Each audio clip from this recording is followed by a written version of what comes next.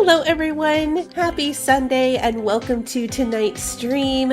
I hope that everyone has had an amazing weekend and I appreciate you joining me as we're going to be jumping back into Blacksad and we're going to be jumping in with our Batcat friend to solve the case. So we're going to finish this up tonight.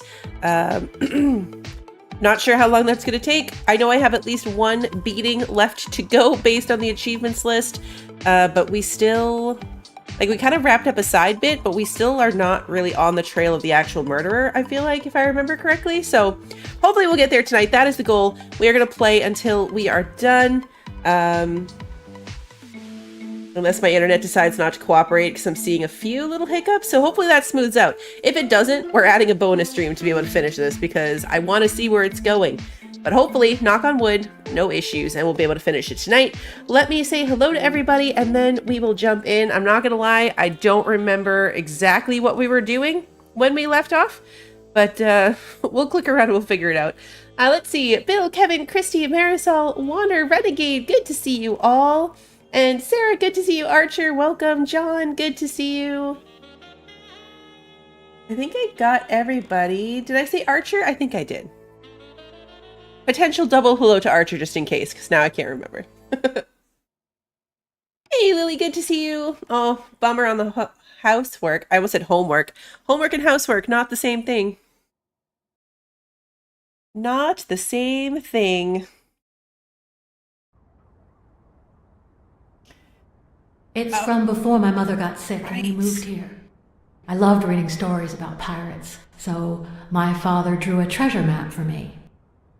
I searched the whole house, one clue at a time. It led me to this enormous tree in the yard where Daddy had put up a tire swing. That's right. We were potentially going to go find this tree to see if he hid anything else under it.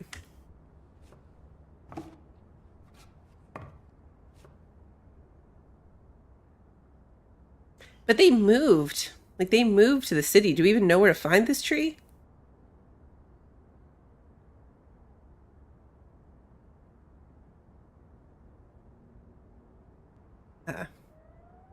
Oh, under the picture of the tree. I thought we were really going on some kind of field trip to the countryside. Okay, come on. My poor keyboard, come on. There we go.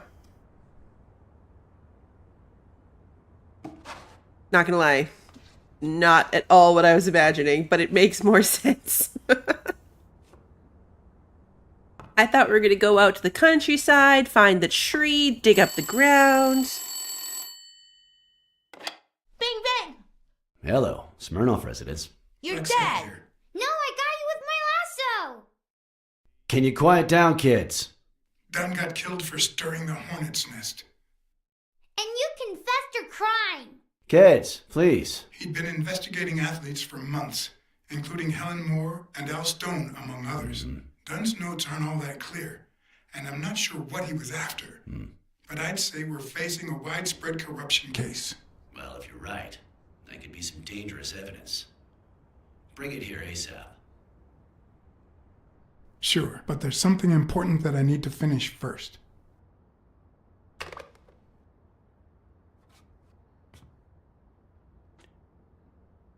Okay.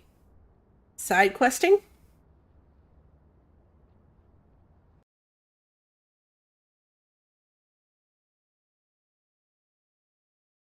We have any fun side quests lingering? I wanted to follow a certain lead on my own before Smirnov had the chance to see anything. Oh, okay. Here we go. Back at the diner.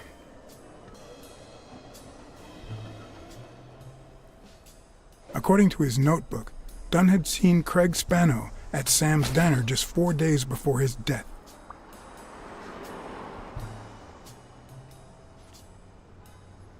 Get out of here, pussy!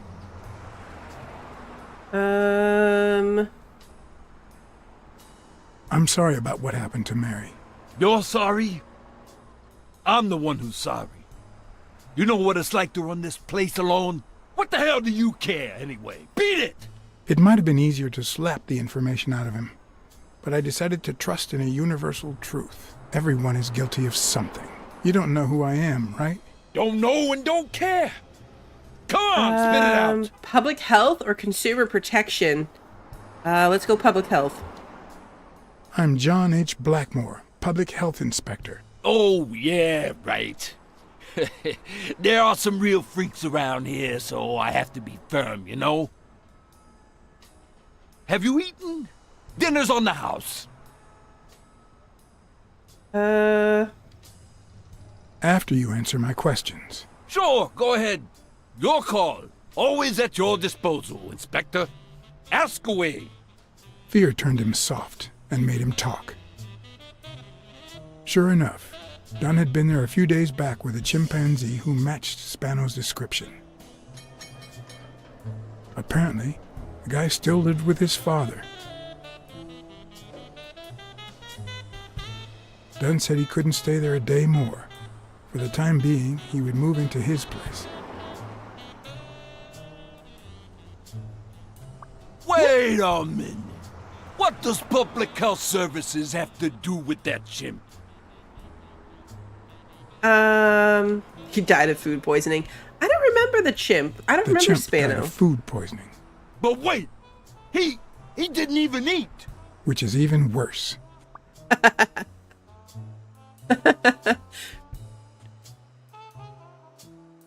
He died without even eating. I don't remember Spano at all. We have new deductions. Dunn had taken Spano to his place. I wanted to believe that when Randall Lee broke into the apartment, Spano fled to his former address. But where could that be?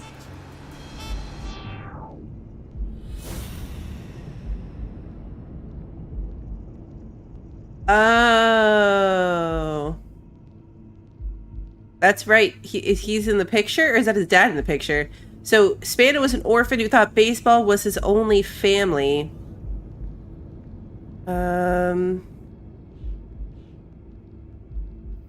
Let's see.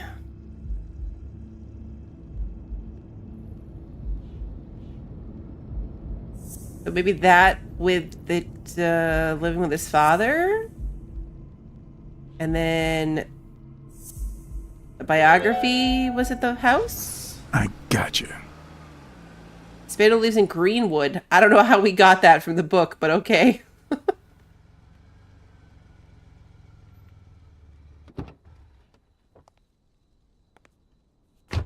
If the living have rich and poor neighborhoods, so do the dead.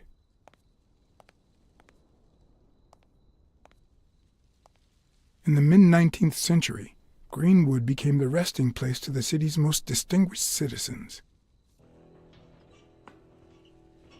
Thinkers, scientists, writers, inventors, artists, businessmen, politicians, police officers, thieves, pimps, and murderers.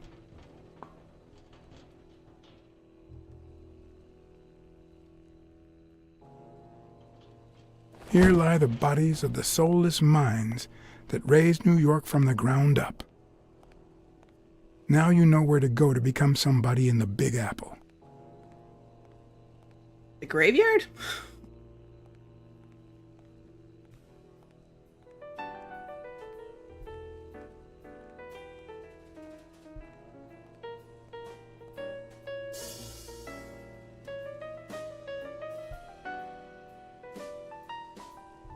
Also surprised his coat didn't catch on that.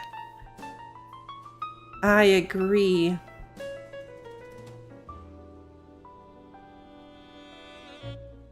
I got like 3 hours of sleep, so I feel like this is going to be an extra stumbly on my words, struggling to remember and make deductions kind of stream, which is perfect for a detective mystery game. All right, let's pick up the card. Oh, you know what else I saw? So I was reading through the achievements right before, because I couldn't remember if I had one more beating coming or not. It's kind of how I'm gauging my progress in this game. There's an achievement that you could get for setting up the Colberts with a honeymoon, like a second honeymoon.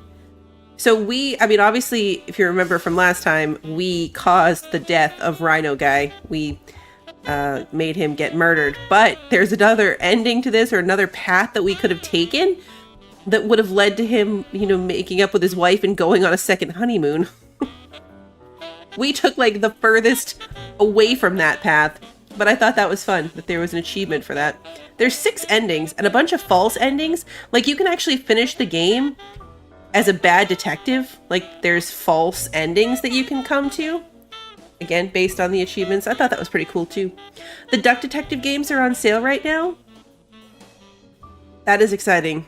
Like, those are really good games. I think those are only, like, usually, what, $10, if I remember correctly? Totally worth it at full price. Definitely worth it on sale. Ah, the baseball.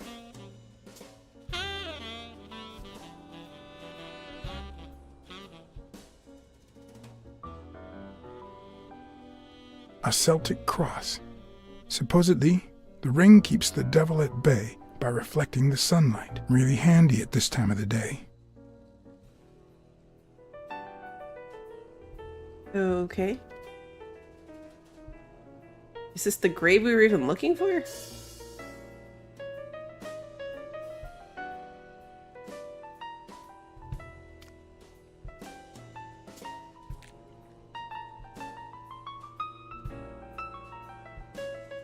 I already forget who we're looking for, not gonna lie.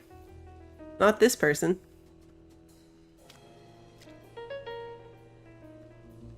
That one you can barely even read the words. Is that a candy bar wrapper? If this had been here over 30 minutes, it'd be covered in ants. Ah, so somebody has recently been here.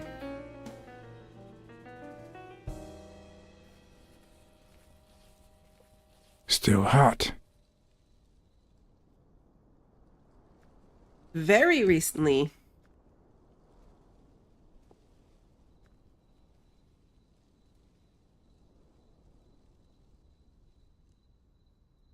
Harry Bradwick, father of baseball. Died in 1908.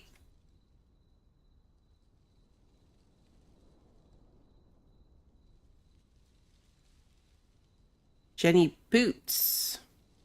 Okay.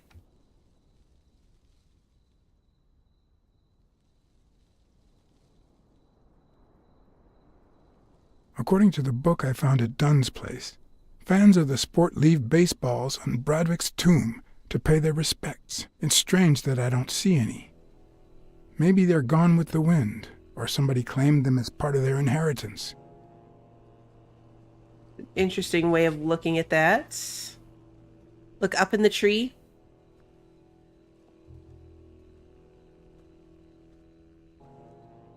There's not a lot of, like, good camera angle movements. We did just pick up a baseball from the other grave. Maybe it rolled over there.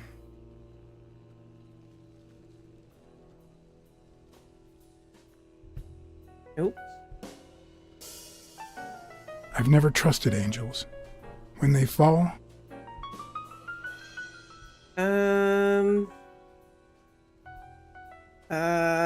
I don't know.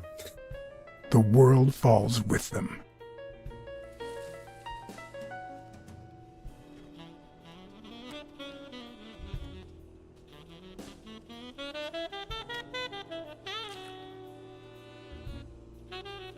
That was a good guess. Where did that come from? The chopstick. It looked like it fell from the sky, which means the tree is a really good guess.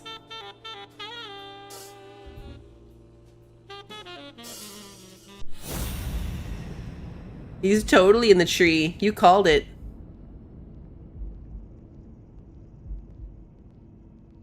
There he is.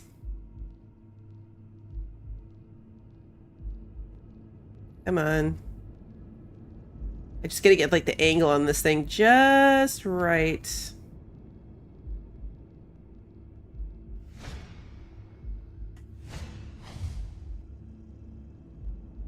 There he is.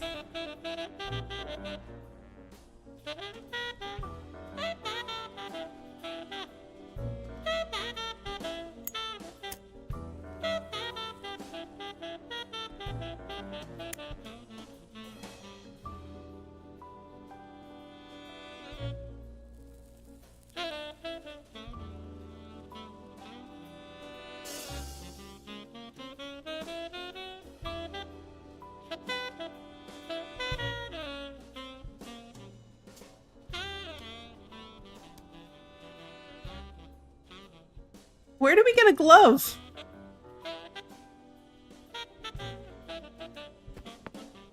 Seriously, where did that baseball glove just come from?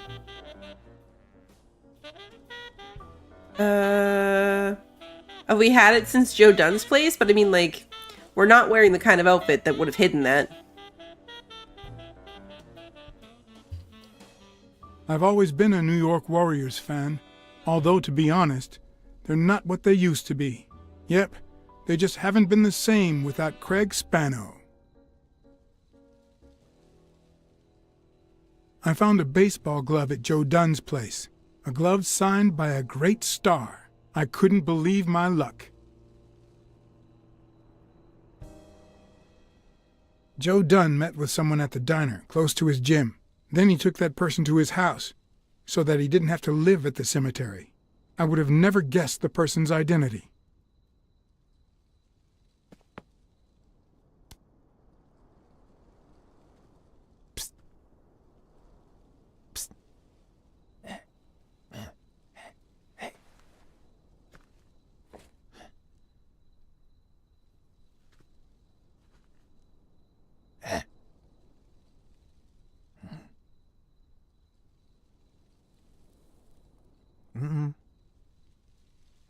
This is so weird.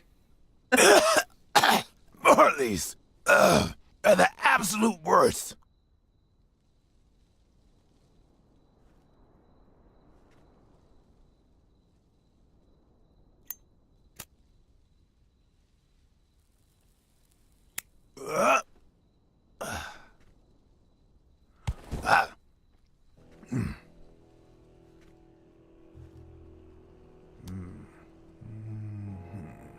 Who are you?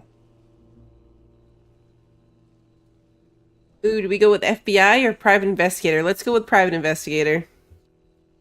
I'm John Blacksad, private investigator. How's Joe? One question at a time. It's my turn.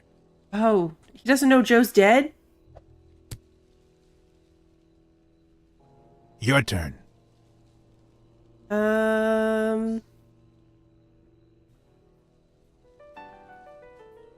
Why did you meet with Joe Dunn?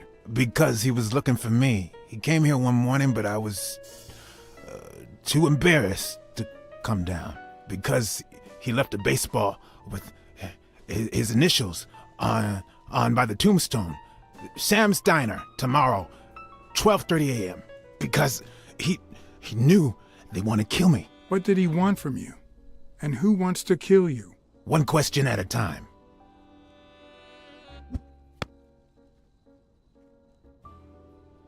How's Joe? What would happen if I told him the truth?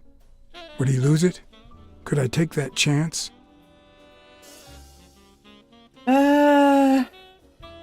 Let's tell him the truth. Or do we lie until we get more answers? But then we destroy any trust we might have. I'm gonna tell him the truth. Joe Dunn is dead. Murdered. I told you, Joe. How did it happen? One question at a time. My turn.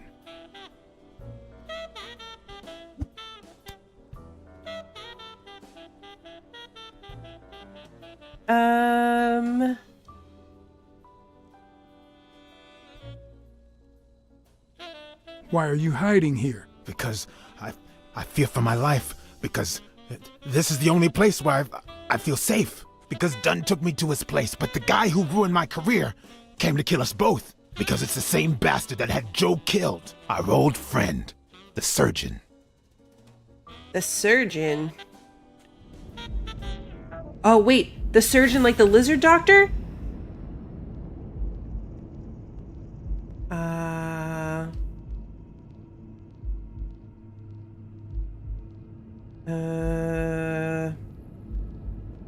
Oh, okay, yeah. This one, and then maybe the tried to pass off as the doctor thing?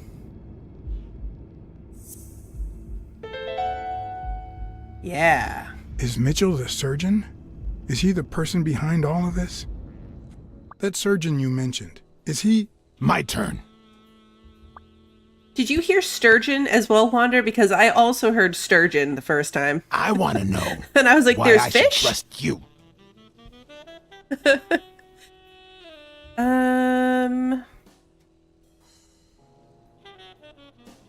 Do it for Joe Dunn, our common friend. It's my turn. That surgeon that you mentioned, is he in this photo I got here? Ow! Hey!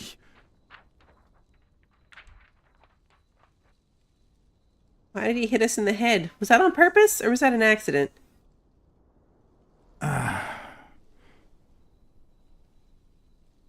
Hey, that toss was... Oh, okay. You did hear surgeon. Sturgeon the surgeon does feel logical. So he threw the ball at us and disappeared. Both my ear and my self-esteem would hurt for days. Oh no. But at least I had a new lead to follow. The surgeon. The bastard had avoided my scrutiny by passing as a hospital doctor. But now, all of my senses were on guard. No matter how good the disguise or how well he hid, I would find him.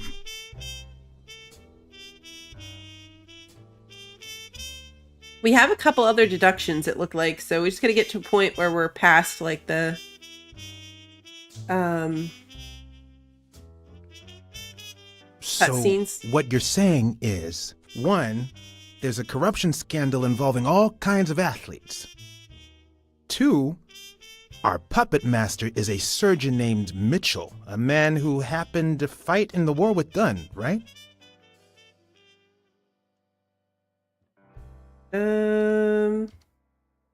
Every lead I've found points to him. Anyway, where was I? Number 3, right? 3. Since Dunn was on his trail, Mitchell hired an anteater to get rid of him.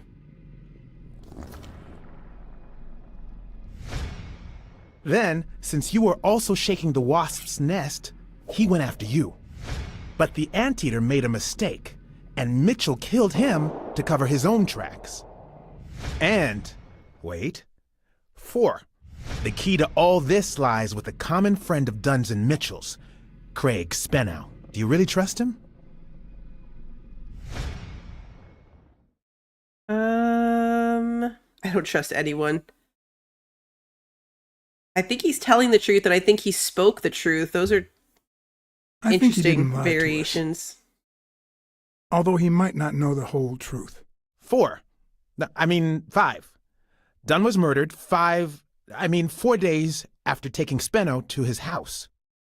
If that doesn't make him suspect, makes sense, doesn't it? Yeah, but why kill him at the gym? Nah, it doesn't add up. Why not? Just a hunch. Let's follow up with the suspects. You told Smirnoff that even though you're sure Yale is innocent, you think he's hiding something. But what about O'Leary? 6.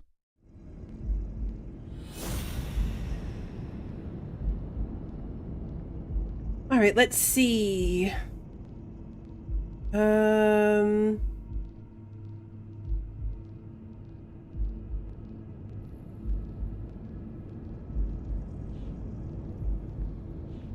It's supposed to be specifically about O'Leary.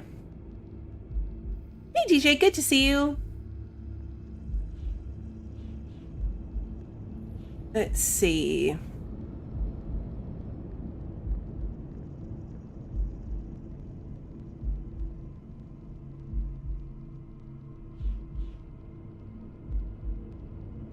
I mean, we know...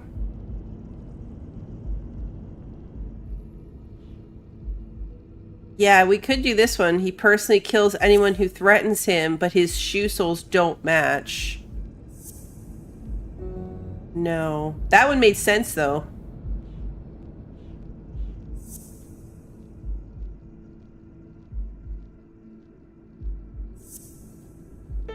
O'Leary Yeah. wouldn't have sent Randall to kill Dunn. He would It have was dragged that him to one. his basement, given him his little speech, and then killed him himself. It was the somebody ordered him to do Nah. it, but he does his own I know killings. O'Leary, and he wouldn't have sent a hitman. He would have taken matters into his own hands. What about Cassidy? 7, right? What about Cassidy?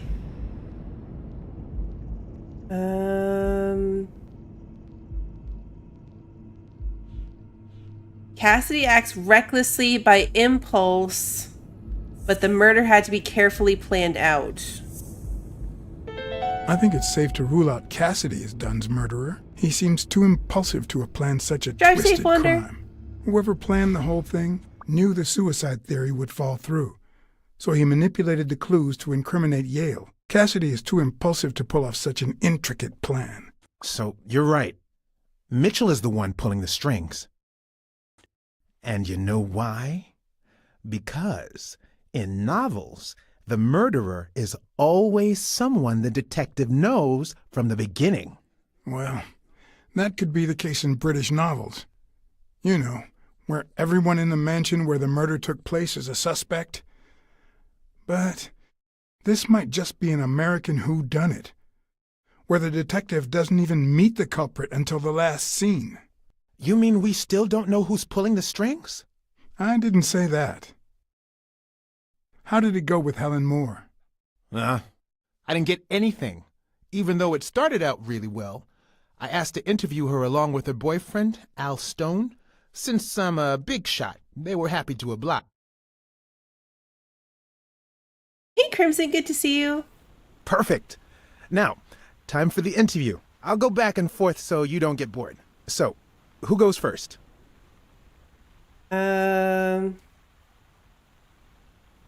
Here's one for Helen. Let's see. Do you ever fear the boxing will take a toll on Al's brain? Dating a boxer can be dangerous. Aren't you afraid that those blows to the head will take a toll on his intellectual capacity? Honey, take a look at my man and then look at yourself. You really think I'm with him because of his intellectual capacity? Helen! Write this down. Nothing will change my man. His smarts, manliness, and integrity are all boxing proof.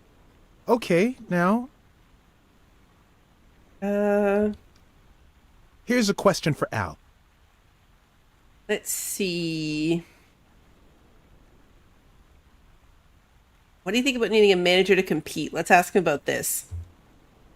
Your manager is Frank Cassidy, president of the Boxing Managers Association of New York. According to him, only boxers working with member managers should be allowed to compete. What do you think about that? We never talk politics, honey. Athletes should steer clear of controversy and stay focused on their sport.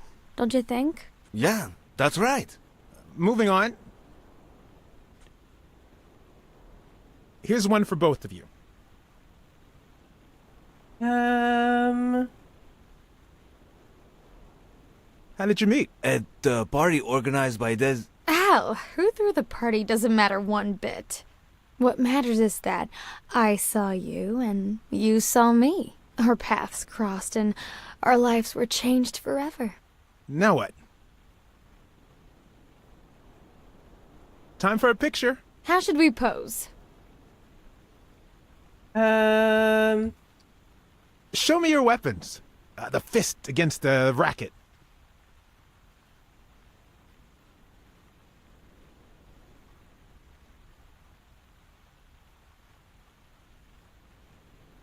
Okay, there we go. Now they're both in the frame. That's it. Perfect. Okay, one more question. And Uh-oh. Al, honey, can you answer it? I've got to go say hi to a fan. I'll be right back, Mr. Pulitzer. Wait. You mean she stopped smiling when that fan showed up? yeah. Could you describe him for me? I'll be able to show you something as soon as I'm done developing these pictures. And actually, I thought it was odd, too. So while I continued to interview Stone, I managed to take some pictures of Moore and whoever her mysterious fan was. Wait for these pictures. All right, so where were we?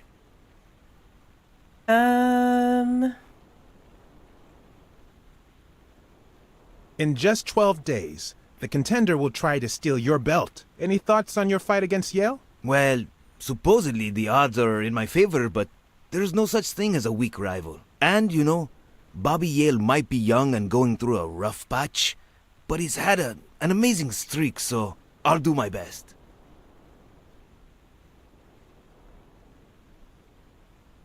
Are you ever jealous about sharing your sweetheart with America? Well, I wouldn't say I'm jealous, but I know that someone so popular and honest can draw the wrong kind of attention. There are plenty of people who would love to put an end to her career, so it's not easy. Weird we can ask him about the manager thing again. Do you think he'll answer it without Your her manager with us? is Frank Cassidy, president of the Boxing Managers No, Association she's not of here New to cut York. him off. According to him, only boxers working with member managers should be allowed to compete. What do you think about that? Cassidy is a great manager, really. No complaints there. And the work he's putting in as president of the association is really valuable. But, I don't know, maybe in this case, Joe Dunn was right. Wait, no. Could you keep that last comment off the record? You know, on the down low. My lips are sealed. Let's get that picture taken. Ah, okay. Turn around and show me those biceps from behind. Like that? That's it. I wasn't actually reading when I just did that. I thought I had to click in to get the thing, so I don't know what the other options were, but we went with this pose. Wait, I accidentally moved. Stand still. I'll take another one. Oh, it's totally the What's with me today? totally Don't the move, reptile please. guy.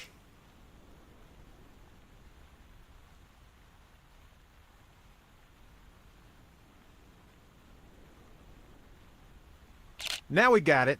Should we keep at it? I'm going to take one more, all right?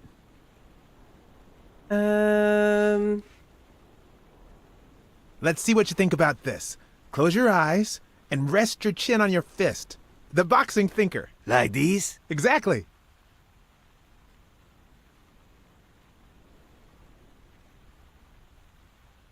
What's up with me? Stand still. I'll take it again. I can't seem to get it right. Don't move. Yep, definitely the lizard. Are we gonna... There we go. It's about time. Finally, we're all set. Wait. So, are you telling me the photos are developed? Or is that what you said to Stone? Both. Just look.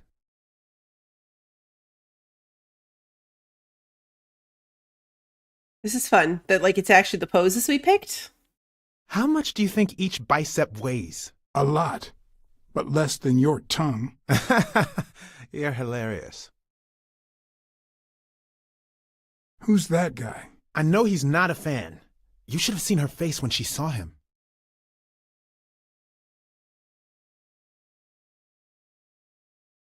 Look at his hand. Is he pulling something out of Moore's purse? Or putting it in? In the cutscene, it looked like he was putting it in her bag.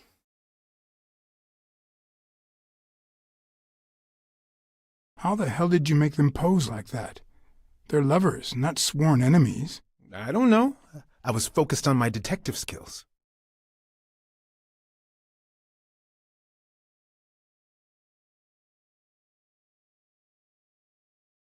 The boxing thinker, the boxing poet. Boxing just might turn out to be the intellectual sport of choice.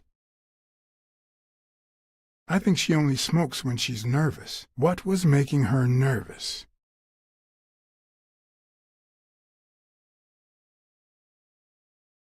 Come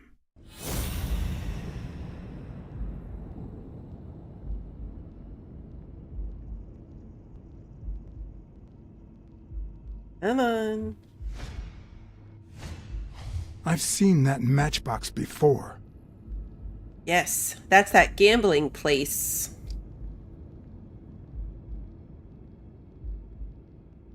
This mechanic was fun at first. I'm over it by now. Wait, that's him. Who? Mitchell, the surgeon. Seriously? We got him. Not yet. Right. We still have to find him. What drugs was he giving her? Hey, pal. Did you hear what I just said? We need to keep looking at all those pictures. We need a clue that'll take us to Mitchell. Hey, see? There. Just like I was saying.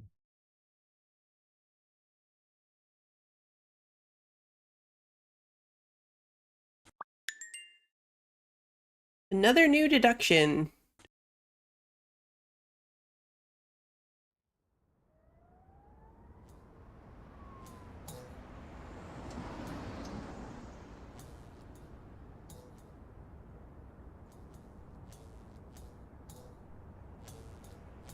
We're gonna go in, do you think? Or are we just scoping it out?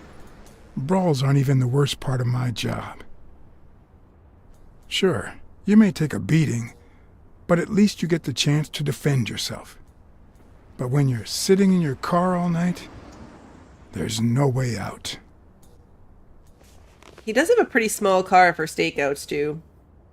Your legs cramp up, your back and neck feel stiff. Your entire body aches to be somewhere else. It's boring and repetitive.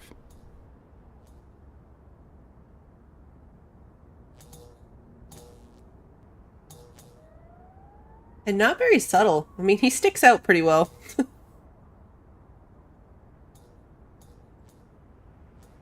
People were finally leaving the place. The bar was about to close. And I hadn't seen Mitchell go in or out.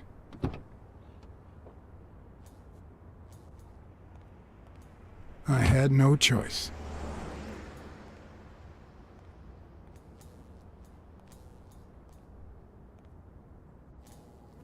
It always goes well for us when we go into random establishments at closing time. I see you took me up on my invitation. And you're smart. You knew not to come until my anti-fur regulars had all cleared out. I can't say no to good advice. Or good Right. bourbon. This guy still thinks he's the Texan.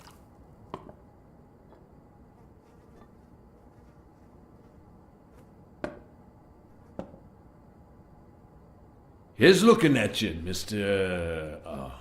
What was your name? As far as I knew, La Iguana always stayed neutral. He played poker with Cassidy. But his joint was used as a gambling drop-off for O'Leary's operation. Did it make sense to keep faking it? Or was it too dangerous not to? Let's keep faking. Farnham. Howard M. Farnham II. That's right. Howard Farnham from Ding Dong, Texas.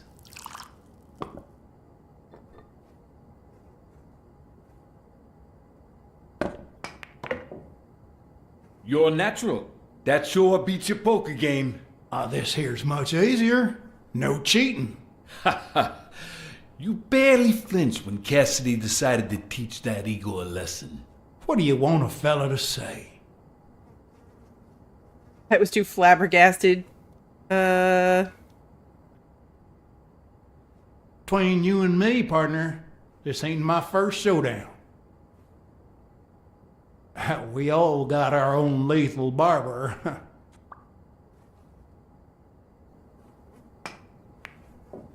Damn it. Well, nobody's perfect. Tell me, what do you really want with Cassidy? I can't say it's clear to me. I'm looking to start a boxing managers association in Texas. I could really use Cassidy's know-how. Don't worry about it. I was only curious. So, what about me? What do you want from me? No one comes to La Iguana just to drink and play pool. I'm here looking for a regular of yours, Dr. Angus Mitchell. What for?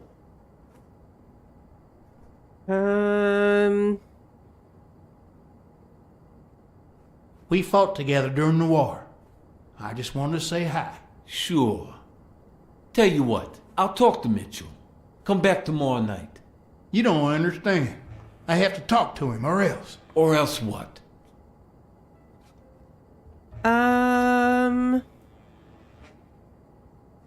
Let's go with money. Not a threat. I don't want to threaten him. Let's say you lose your chance to make a pretty penny. you'd be losing your chance to make a pretty penny. I know how to reward my allies. You think I'd spend my time in this dump if all I cared about was the money? Please, cut the crap. Anything else? Okay, that didn't work. I don't think Cassidy would be too happy about the role this here dump plays in old Leary's gambling operation. You follow me? Son of a bitch. Ha ha ha. All right. Give me your phone number, and I'll give you a call when Mitchell shows up. No. You're gonna call him right now, and you're gonna give him this message. Did we just drop the accent? But when you're sitting in your car all night, there's no way out. Your legs cramp up, your back and neck feel stiff, your entire body aches to be somewhere else. It's boring and repetitive. Weird. It's so bad that your thoughts spiral in a never-ending loop. Like when you're stuck in your car, on surveillance duty. Is this playing into the thought loop? Yona La Iguana was supposed to tell Mitchell that a certain anteater was still alive, and that it was only a matter of time before he ratted him out. With a bit of luck, that would make him nervous enough to force his hand. Now all I had to do was follow him.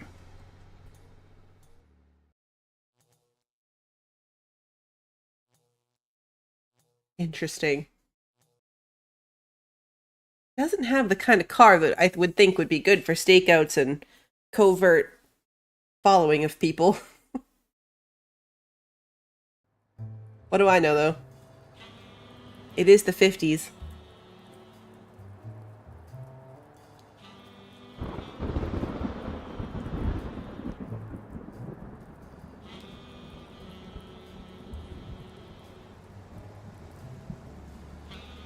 At the pier. Nothing good happens at the pier in 1950s New York. I don't know a lot. And especially like a deserted place like this. No one around, deserted place in the middle of the night, and, you know, just a random red car right on his tail. That was an interesting parking job.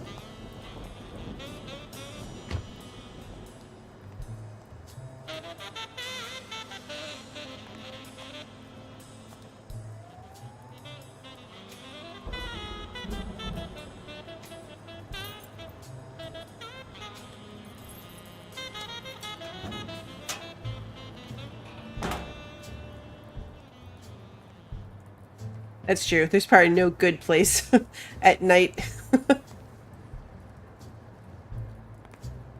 You're not wrong.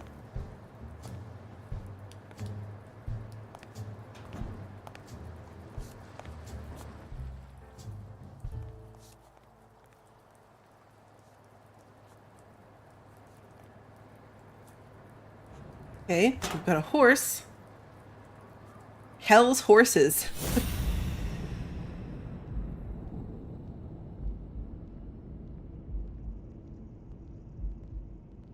I guess that the Hell's horses is one of the things we zoom in on. Come on.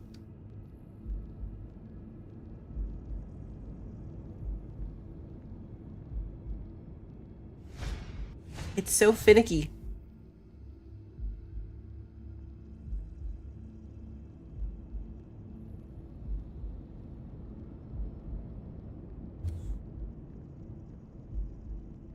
Yep.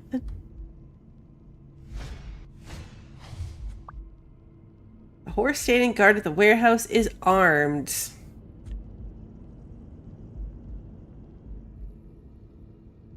Gonna say that the other thing we're zooming in on is gonna be this briefcase, because he didn't have it in his hand when he went inside.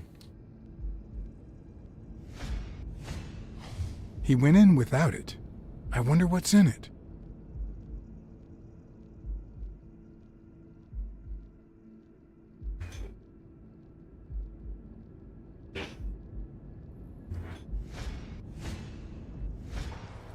We'll be just fine, don't worry. Gil, stand guard right here. If the cat shows up, you know what to do. I'll be back in an hour. Okay.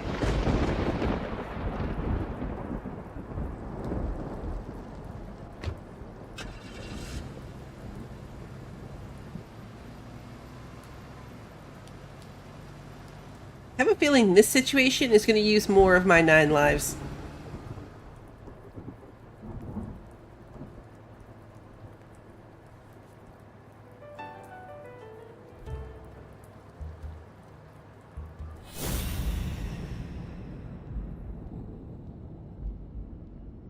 Don't have a good feeling.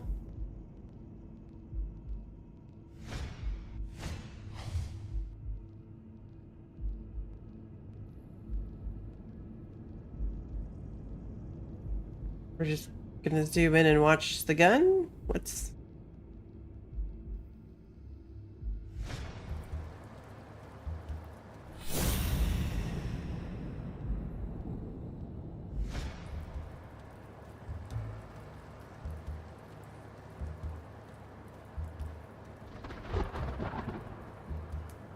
Could I take him by surprise from over there? Although I don't know how I'd get there.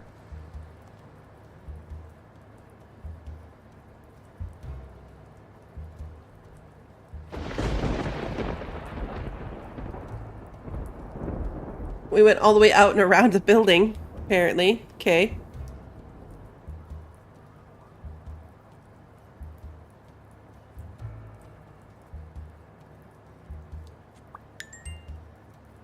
New deductions. Oh, good. We're free to do that, too. Alright, let's take a look at our deductions.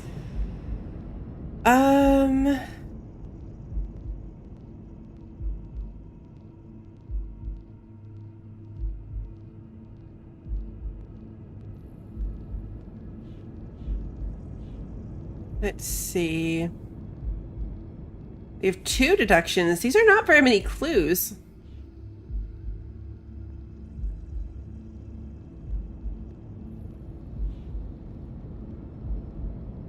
What is the fact that they're, like, their name, the Olympic 5? What does that have to do with anything? I don't think it ties into these. Could it be the thugs were trigger happy? And then the horse is armed? Yes. Of course. He's Randall Lee's partner. I should be careful. When they gave me a beating, I could see he was kinda trigger happy. Okay.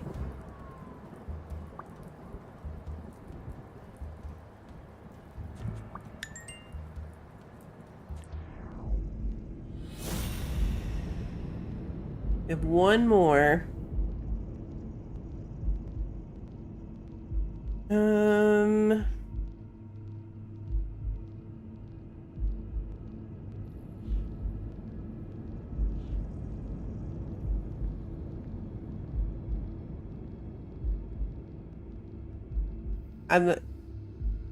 Okay.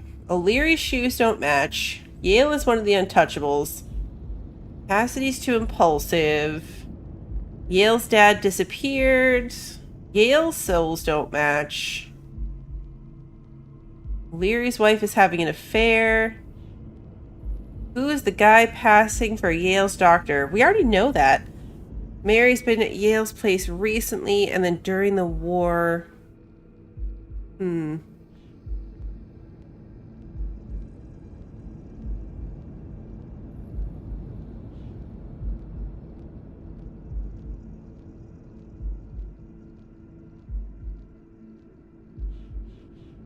Guess we can start picking things. I don't think we get any kind of penalty.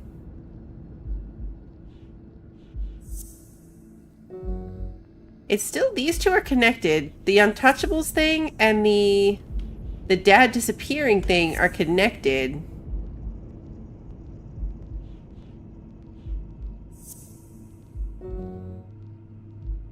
Let's see. Yeah, maybe the war and the doctor guy? Yeah, you had it. Mitchell, who fought with Dunn during the war, tried to pass as Yale's doctor.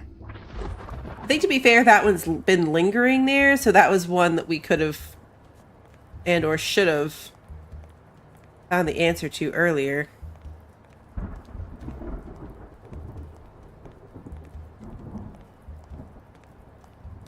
feel like this is the wrong direction to be walking in.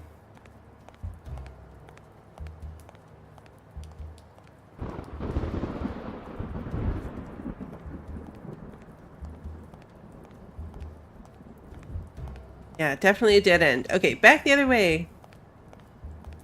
It might have been that fire escape. I wonder if we can go up those stairs.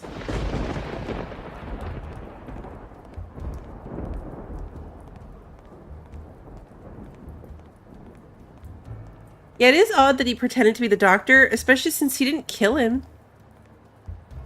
He didn't do anything to kill him. Like, he didn't hurt him while he was back there doing whatever he was doing.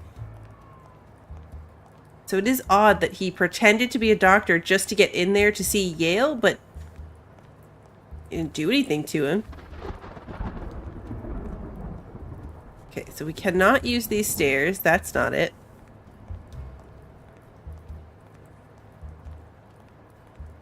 Maybe it's this dumpster? Do some roof hopping? Hard.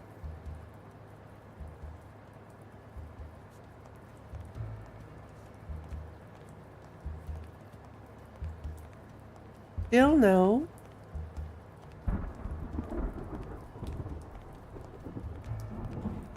Alright. We'll try going around the corner, but the kiddos are here to say goodnight, so I will be right back.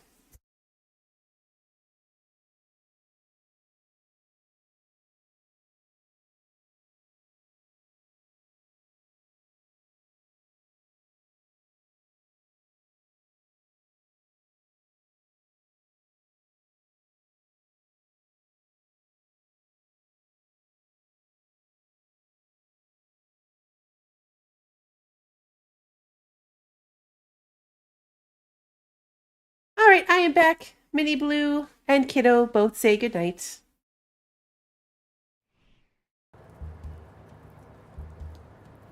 What if he was there on behalf of the dad who's been missing? Maybe.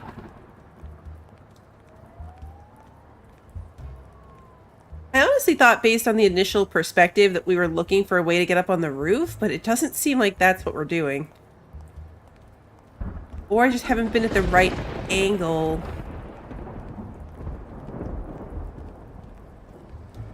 To interact with anything?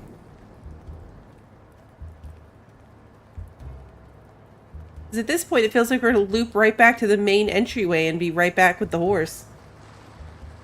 Oh, hello. When you want to be silent, noise can be your best ally.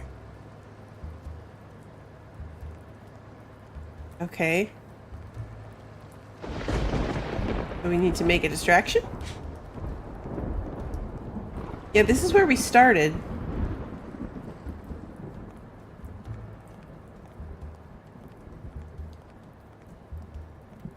I'm gonna go all the way out there to where he can see us.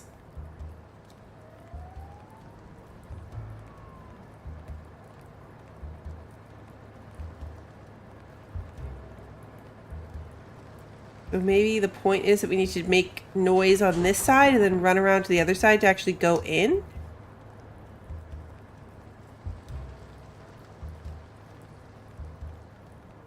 I get the feeling that this might be something where it's just like I'm not standing in the right place to trigger whatever the thing is.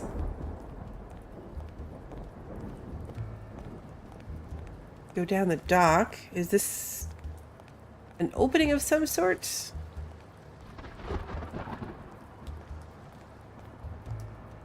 Okay, not that we can go down one.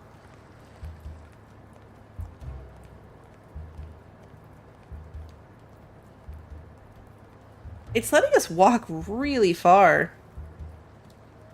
The camera stopped moving, so I'm going to say that we probably don't have to be down that far, but it let us go really far.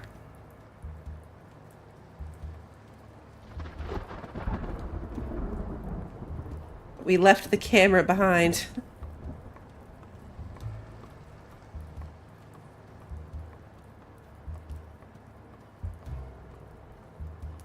The way that the game teleported us into that alley makes me feel like we're looking for some kind of workaround to the situation.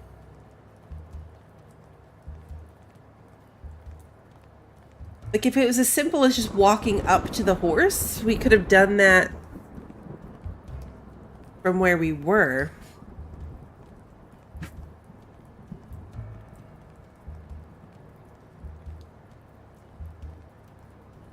Lost track of where we have been and where we're allowed to be. But I'm gonna say again, since the camera didn't follow us around that corner, we should come this way.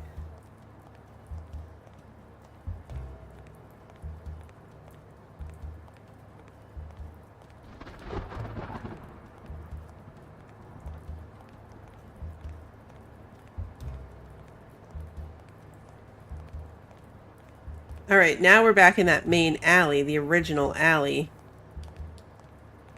Well, not the one where we started, once it teleported us back here.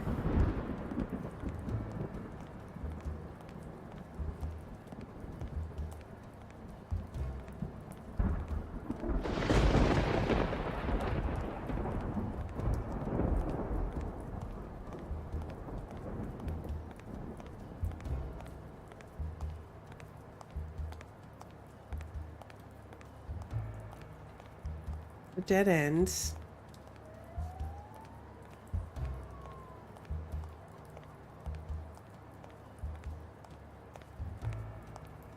Somewhere I'm missing some kind of prompt. We just walked that entire thing. So somewhere there's some kind of prompt to interact with something that I'm not seeing. This is where the not being able to run thing gets kind of annoying. Because our only option is to walk that again.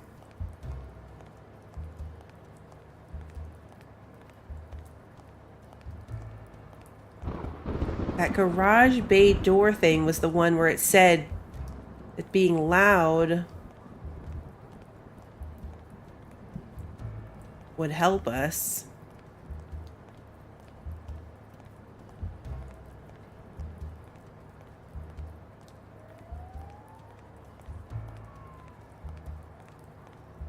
I'm gonna walk back that way, back towards those doors, like where we were on the other side.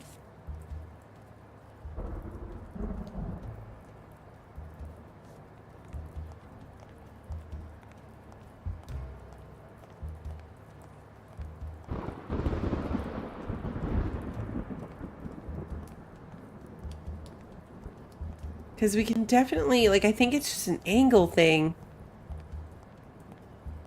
Like, we can walk right up on something, but if you're not positioned just right, it doesn't trigger the little marker. That's what I'm thinking, is we have to make a noise somehow, but we walked close to everything. We might have been too close to it. It does remind me of the alley from Crime Scene Cleaner. So this was the door.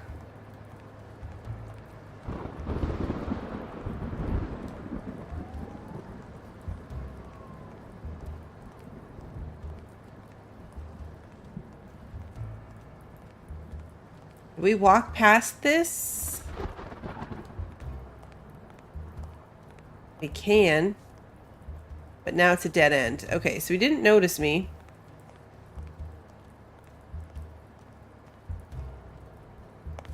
Are you serious? Oh, this just brings us... Oh. Hey. Oh. You're one feisty cat. That's not what I was trying to do. Yep, we died. I was trying to get back, like, look around, not actually move.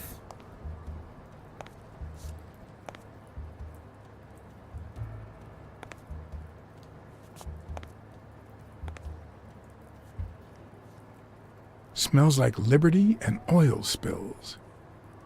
Liberty and oil spills. See what I mean, though? We walked that a bunch of times, and now all of a sudden there was something new to interact with.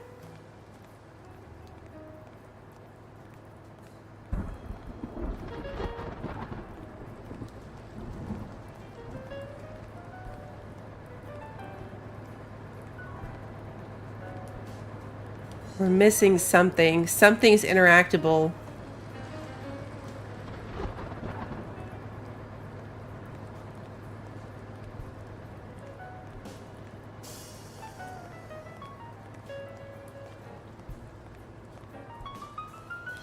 What I was trying to see is if we could get it to trigger, like, whatever he said the last time. Like, when we looked beyond the horse.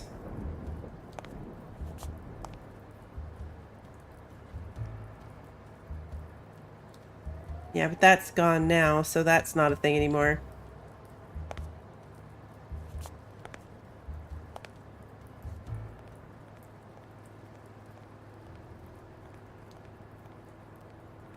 Another card.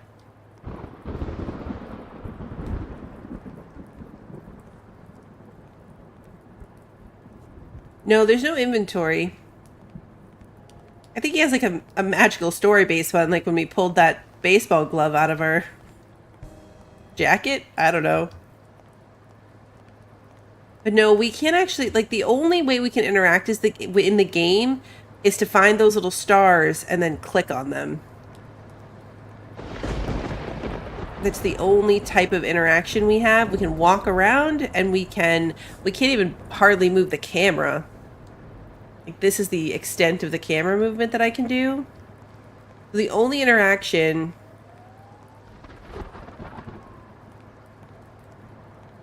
Go back to the... We just tried that again. Let me try it again.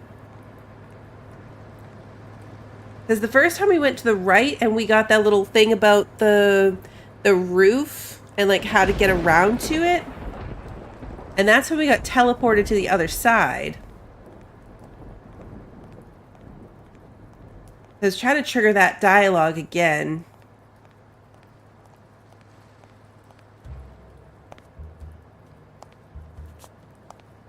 I think that might have been the step that we did before this. Because from the right, I can't go any more right than this. And there was that little trigger on top of that little roof, which is what made me think initially that we were looking for a way to get like up and over the wall back there.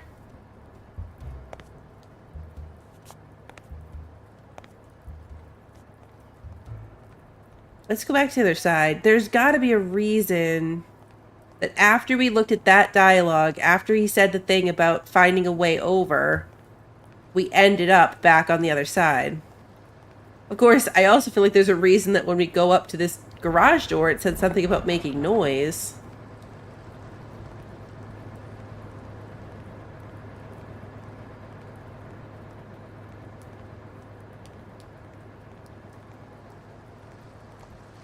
See if I can like walk close to different things, see if we can trigger a interaction point.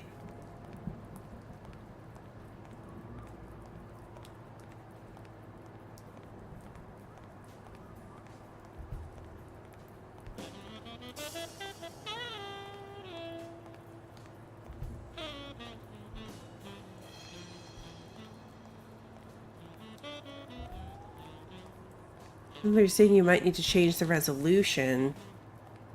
So are we thinking then, from what you're reading, that there's something in addition to what we already found?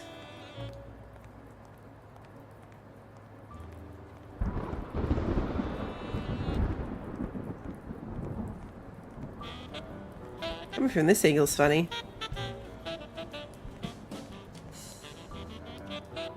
That door is very small.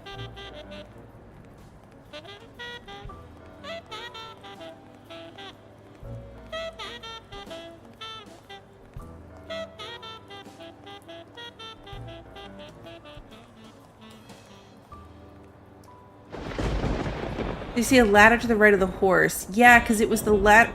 It was a ladder, right? And it was the little roof section.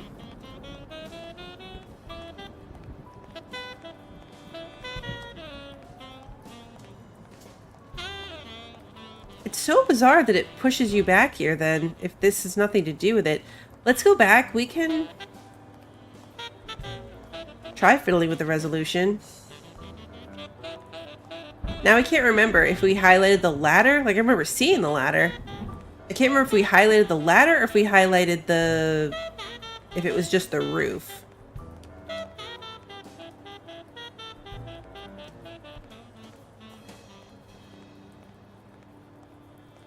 This is where the camp walk is painful. I just want to sprint. I just want him to run faster. Walk faster? Something.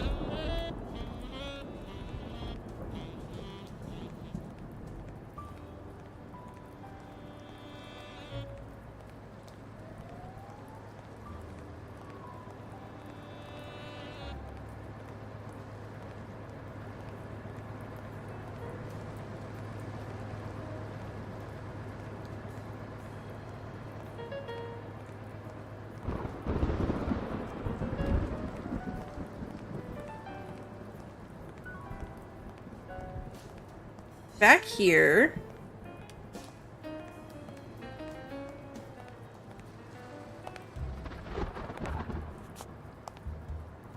We were here. No, no, no, no, no. Oh, jeez.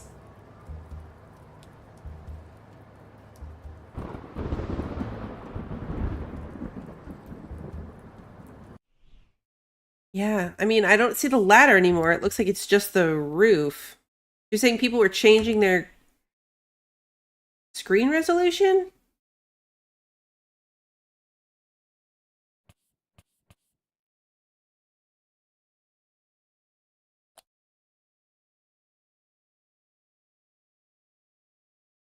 I'm playing the wrong way this whole time.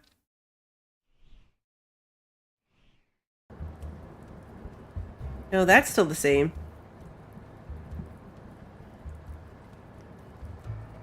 Hey, No! Ah, you're one feisty cat. dang it. It's way too easy to accidentally move a smidge too far.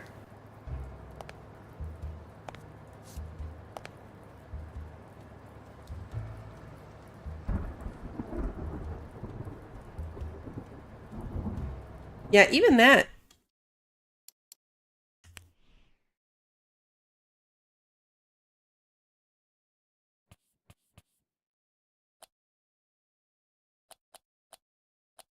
I'm confused by like what resolution it would need to be to make a difference. You know what I mean? Like what, how do I change it? I did try that. Okay, so up and just barely above the roof over his head on the right. We did that. That we did.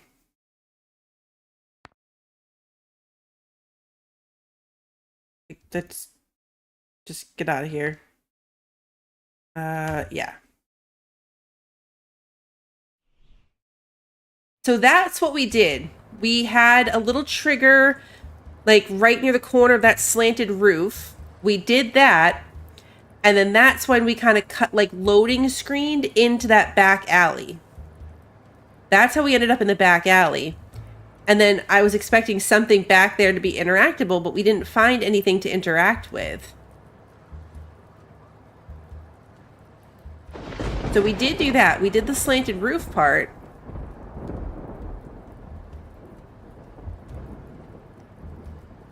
And then we came out in the back, and all we could do was walk all the way around. And when we got to this side, we could interact with that door. But he just made a comment about making noise.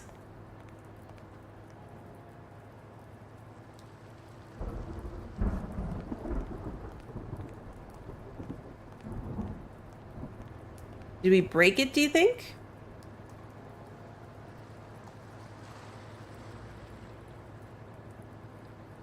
I don't even know if you can like load. How far back can you load?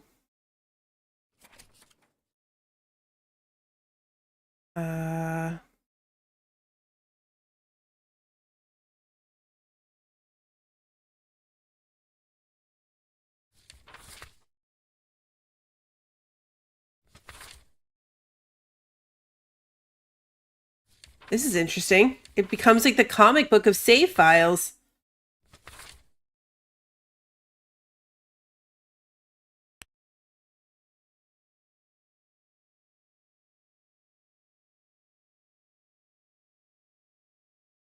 I want to see if this brings me back to like the beginning of this chapter. Let's try to look at this. Yeah. Alright, so we just have to like listen to the dialogue again, but I want to run through what, just in case something went wrong with this. It still feels more productive than walking in circles.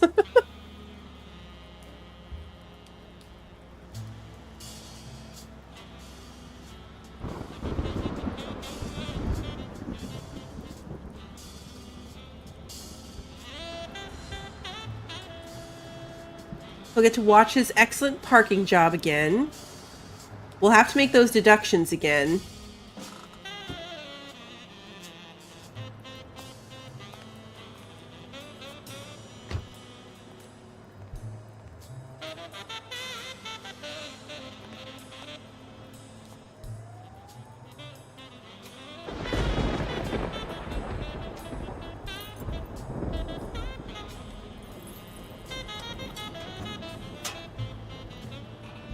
Hey, Sarah, drive safe.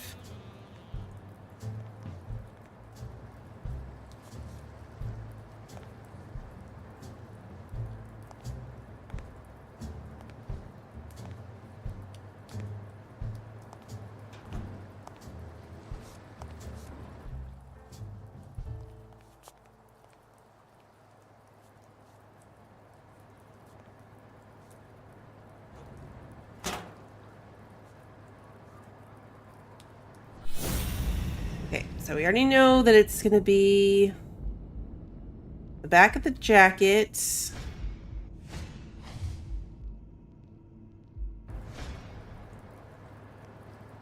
He went in without it. I wonder what's in it. Oh, okay, it triggered to the backpack and everything right from here.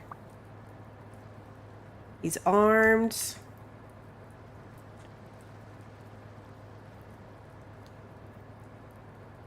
That's We'll new. be just fine, We did the don't whole worry. thing from one Gil, screen. stand guard right here. If the cat shows up, you know what to do. I'll be back in an hour. I don't even know how I did that. Like, instead of having to go out and do the zoomy in thing every time, it like triggered all the little interaction points at once.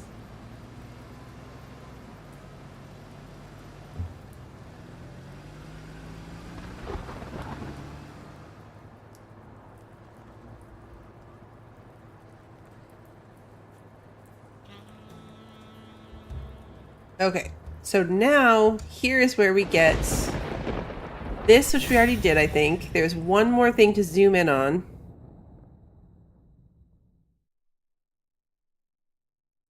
Re-zoom in on the gun thing.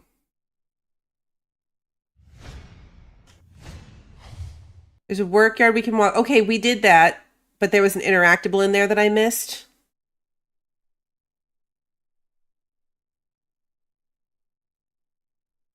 Or is that not the thing I'm thinking of?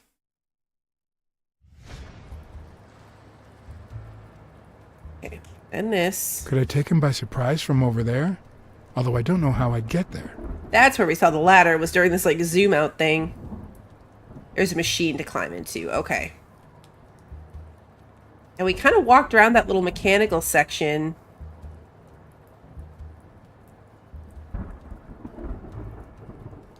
Hey, Pat, good to see you.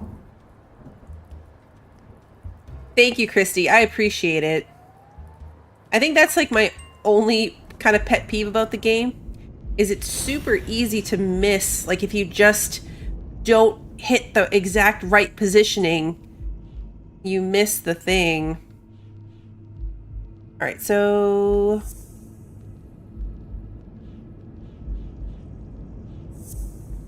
I'm gonna redo these deductions real quick, just so we have them done. He's Randall Lee's partner. I should be careful. When they gave me a beating, I could see he was kinda trigger happy.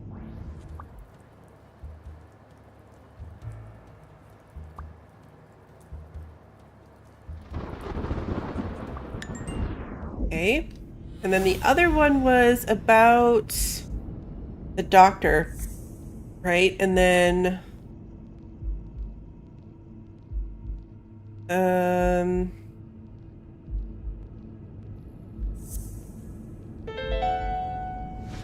Mitchell, who fought with Dunn during the war, Yeah. tried to pass as Yale's doctor. All right, let's go back around.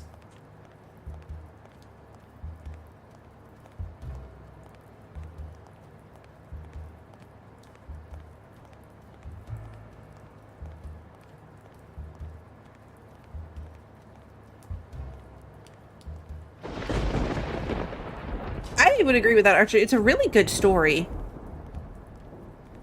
The control positioning, I think, is the only thing that trips me up. Because we, like, walked all around in here, in this section. Is it past this? Because there was, like, the forklift. I didn't get real close to the forklift.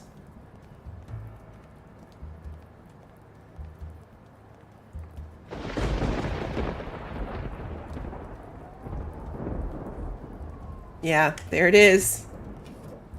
There it is. We were coming from the other direction. Like, I walked down towards the water.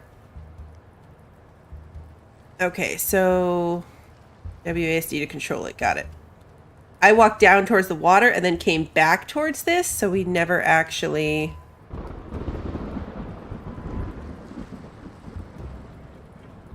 So what this game really needed was driving. Okay, so now I'm assuming...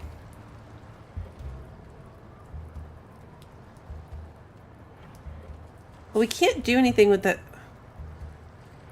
Do I bring this back over to the alley so we can get in? Like, do we use this to get up in the back alley, or do we take it up towards the front? My instinct is that we use this to get a higher climbing point. At least we move faster.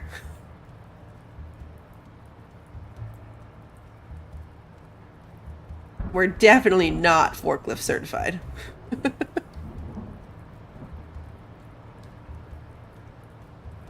We use this as a way to, like, climb up the wall. Yeah.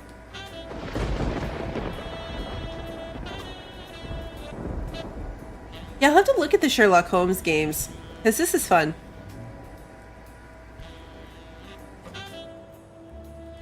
I am really hoping that they come out with a new Duck Detective game this year, too. Thank you, Christy. You saved us.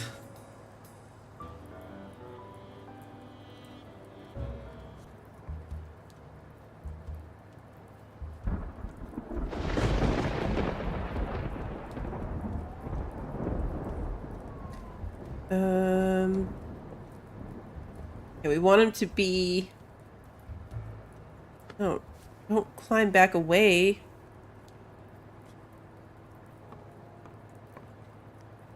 I want him to be turned the other direction.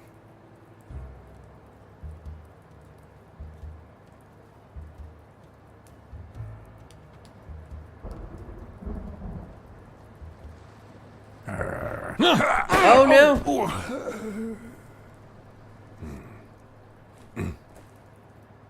Okay, so there's like some cutsceneiness to that. Like, I tried to do it when he was not facing me.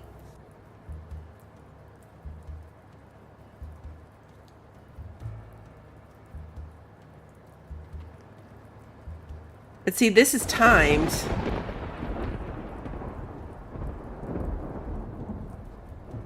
If you choose nothing, he backs off.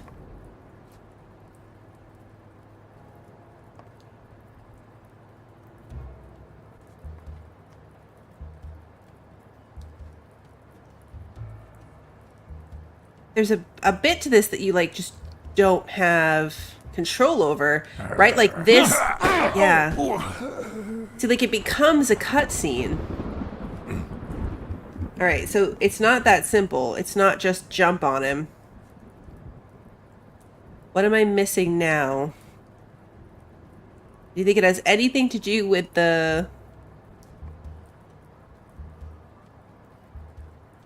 prompt from the other door about making noise?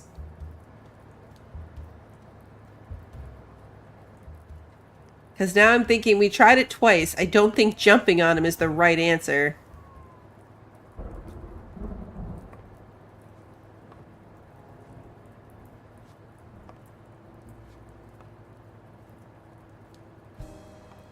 Now that we've done the forklift thing, do we have a way to do another distraction? Okay, we can go up.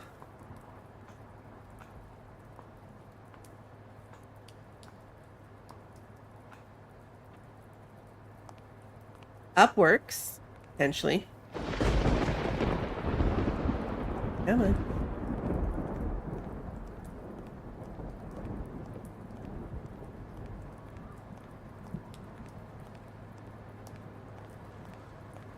Find like a door?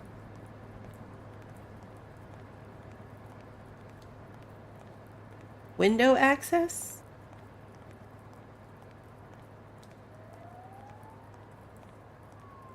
Something?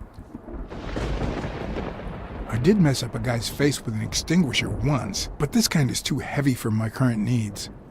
Are we looking for something to throw off the edge of the building? Because to me, it would be like something to toss off the... Oh, are we going to use a shield?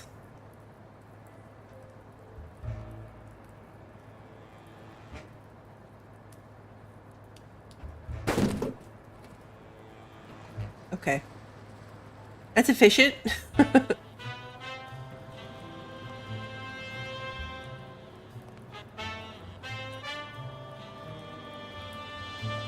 Yeah, just a handy dandy roof riot shield.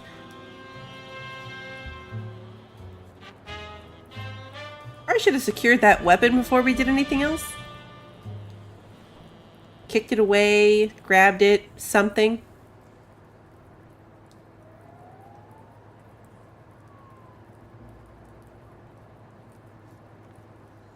How did he get up there? We were just there.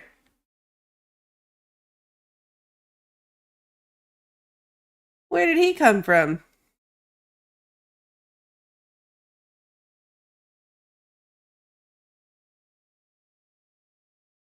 In a game of bad decisions like this, it wouldn't even surprise me if, like, he woke up, grabbed the gun, and shot us as we were trying to drag him into the room.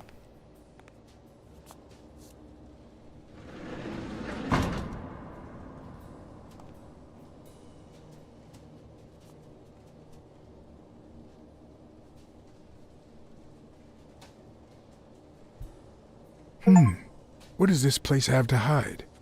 That achievement is called Shield. Beat someone else up for once.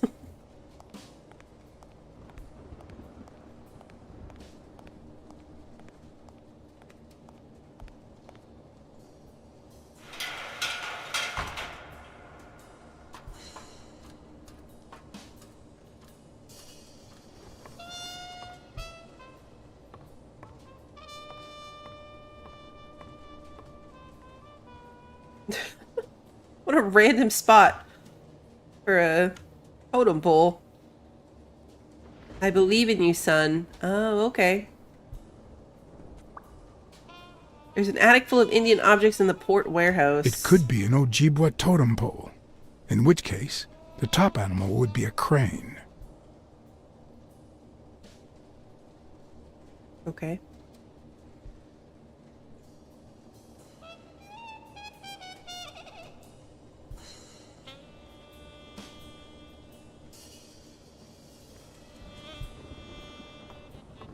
Come on. A dream catcher. It's supposed to protect children during the night, trapping all evil in its spider web. If I'm not mistaken, these are incense sticks, used in cleansing rituals. Those are big incense sticks. That's like the size of his arm.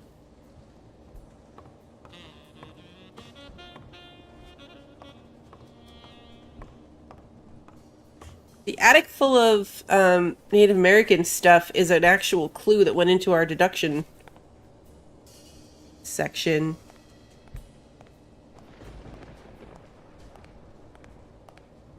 These blueprints? A map? According to this, the warehouse belonged to a Canadian import company. Canadian import company. Okay. Hey, Claudette, good to see you.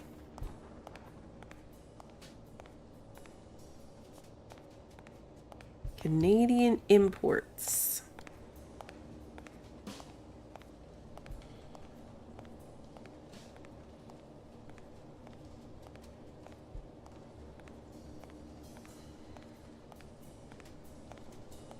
Incredibly random spot for a couch, but okay. Will I need help? Who would I call?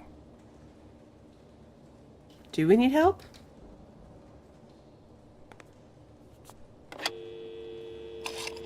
Feels like a pivotal moment. I don't want to get weekly killed. Wiggly here. You're what's... Pier 36. The 6th sea-facing warehouse coming in from Montgomery. John? Is that you? Meet me in an hour. What's going on? Bring your camera. I just gave you the scoop of your life. Okay, Weekly's gonna meet us here. You're about to make Weekly very happy. Can we also call Smirnoff? Let's just bring in all the cavalry.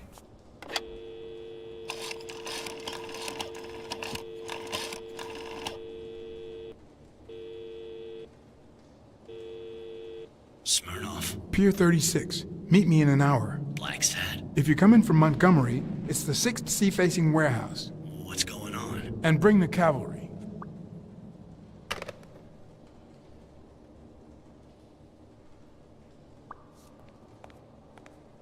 You gave Smirnoff a tip-off, more or less.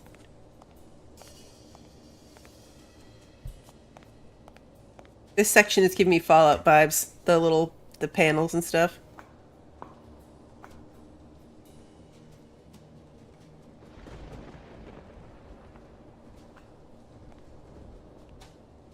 Interesting setup. Like, what's in the tanks?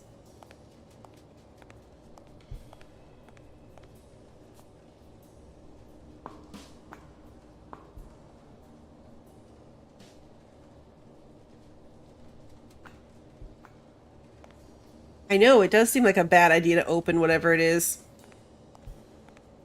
But I'm curious. But curiosity killed the cat.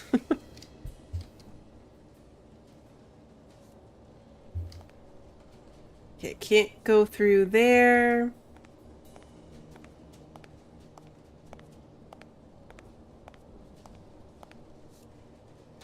Come on.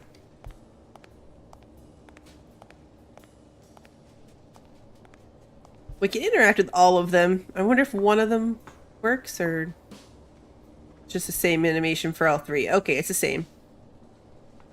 Hey, Zalima, good to see you.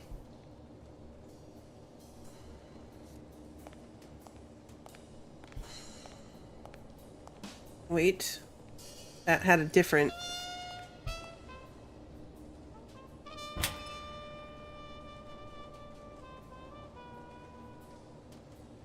Oh, look, we can push random buttons that we don't understand.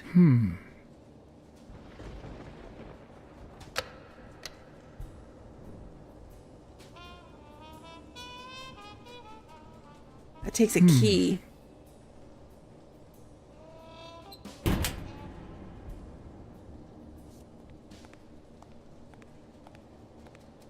Did pushing the button do anything?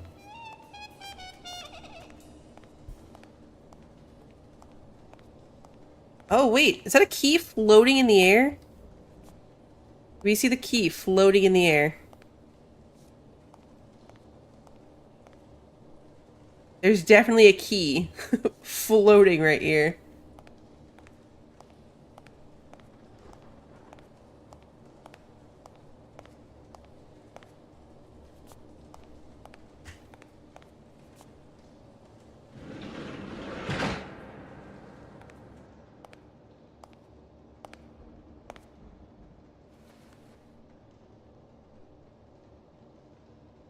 Don't you even think of screaming. I might not even talk. The cat senses.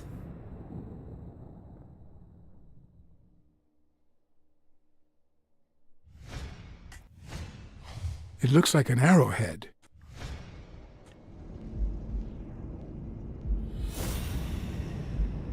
All right, let's see.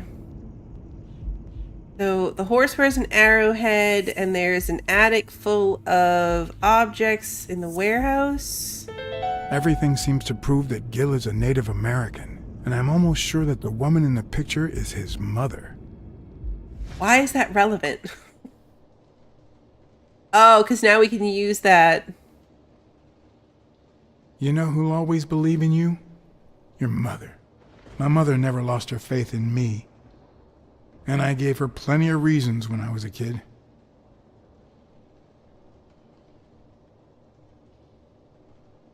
I was a terrible student. I flunked absolutely everything. Somehow my mother managed to keep me in school until I got into college. But I never gave her reasons to believe in me then either. I made new friends. The type of friends that convince you to do things that wouldn't make a mother proud. Then Pearl Harbor happened. I got drafted and sent to Europe.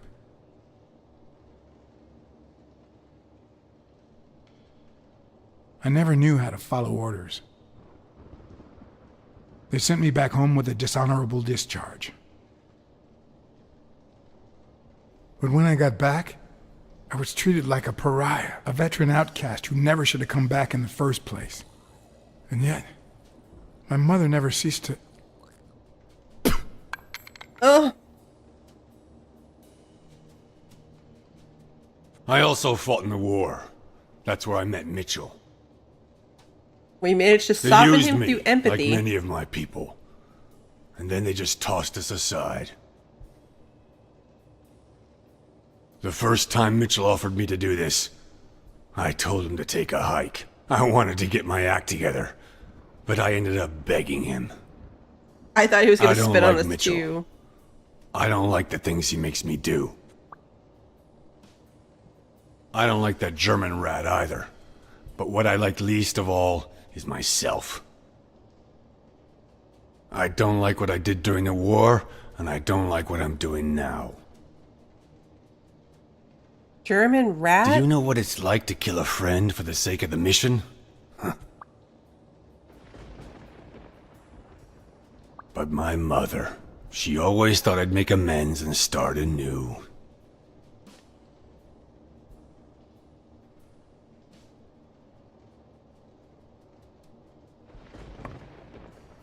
I really thought he was so sick of our story that he was just going to hawk a loogie at us. Maybe it's time I did just that. It's number 3.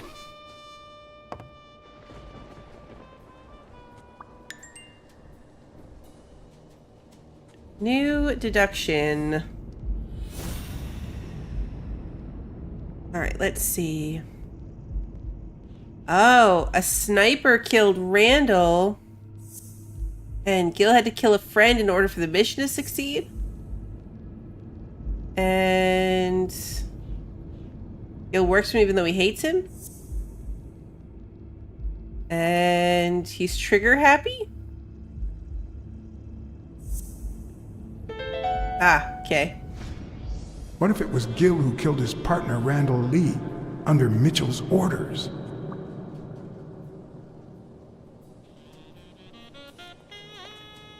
Okay, they said it was number 3. 1, 2, 3.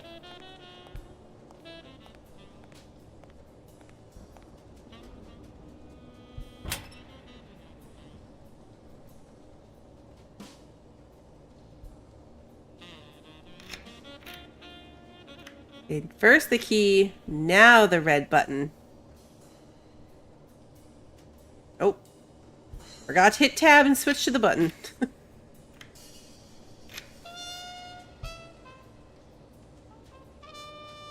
There we go. Button.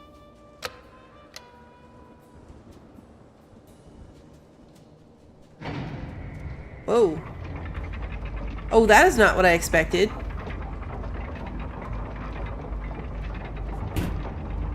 I thought it was gonna like unlock the top so we could open it. I was not expecting secret staircase.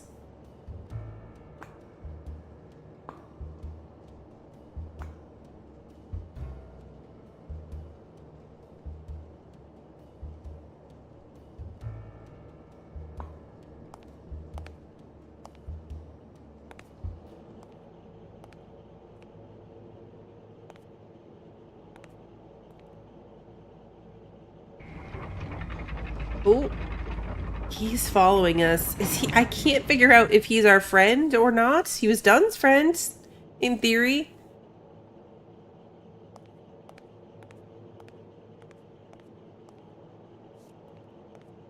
This is all very Fallout. I'm getting major Fallout vibes from this. Whoa. Go away! Hey, You it's back! all right. Don't be afraid, little girl. What on earth? Kidnapped Brunhilde. I'm a friend, okay? Beta, no hurt! Oh no. Sock Puppet Theater.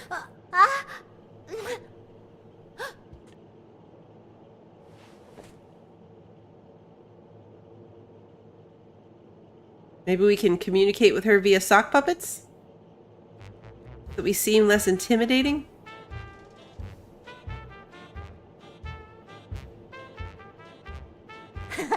This is super messed up. Once upon a time,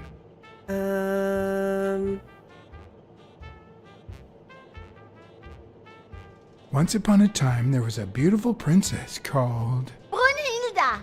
Hi, my name is Brunhilde, and I'm very happy. said Brunhilde. And then Brunhilde, who had a beautiful name, Really beautiful. a really beautiful name, ran into someone very special. Oh, who was it? A magical cat. A magical cat called John. I'm a magical cat. My name is John. We have a good hat. Hi, John the cat. I really like magical cats. I'm Brunhilde. I'm gonna use my magical powers to help you.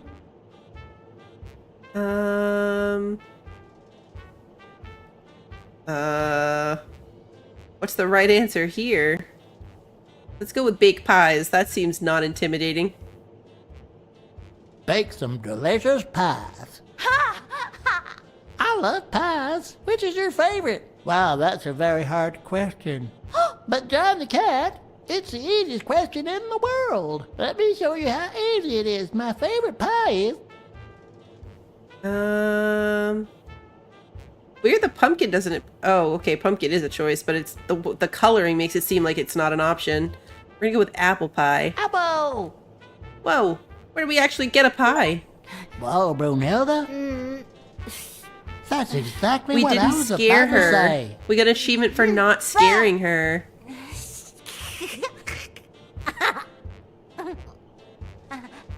Bird, John, Brunhilde, Freund.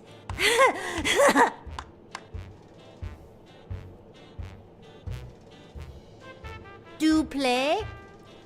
Each look. Okay. Hi, Bird. Why are you wearing that mask? Weil, gas. Well, maybe we should get out of here. What do you think, Bird? And what about you, Brunhilde? Don't you think that?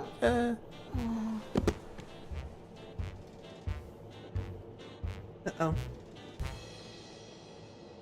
Oh, okay.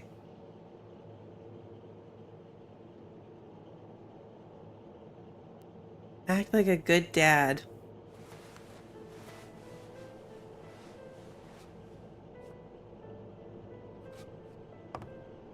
This took such a weird turn. Like, we went from boxing gym and rigged sports games to random kidnapped German children in a basement.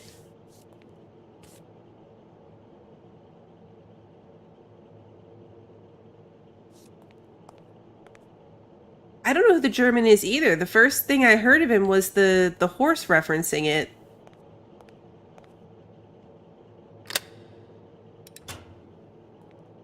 Like, is this some kind of weird, like, World War II spy situation?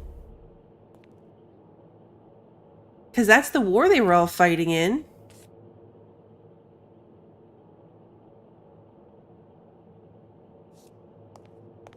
I don't think it's the doctor, because the lizard... The horse listed the lizard and the German rat as people that he didn't like. Movies of Brunhilde. Projector.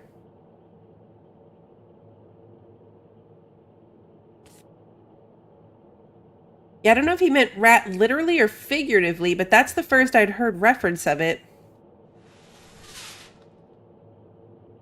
But it just kind of got glossed over.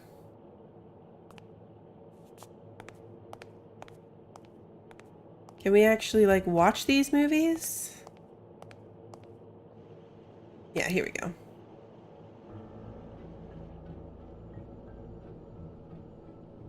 All kinds of medications there. Oh, he's a rat. Brunhilde Gruner. Treatment? Day 1500. The patient's ability to speak continues to diminish. Day Now she can only 1500? pronounce the occasional word in German. That's like 5 years. Tissue degeneration persists. And yet, perhaps due to drastic reduction of benzylpodine dosage and an increase of anupropion, we have observed a 3% of deceleration of said degeneration. Furthermore, and perhaps this is the best finding so far, the subject exhibits a mild recovery of her speaking. It's not a lot, and yet we are on the right track. All hope is not lost. Medical trials. That's awful. It's 4 years and 2 months. That's crazy. Oh, that's a dead end. Okay. Like, why can't we walk any further? I'm guessing once we go through this door is when the monkey's gonna show up. Miles, Boss, Bill, Carl, Bobby Yale, Helen Moore. Oh, there's Craig, Spano. Pillbottles with athletes' names.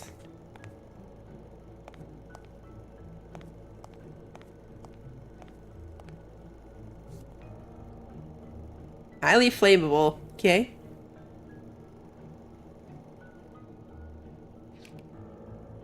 This is a lot of movies. Oh, Spano. Wait, were they...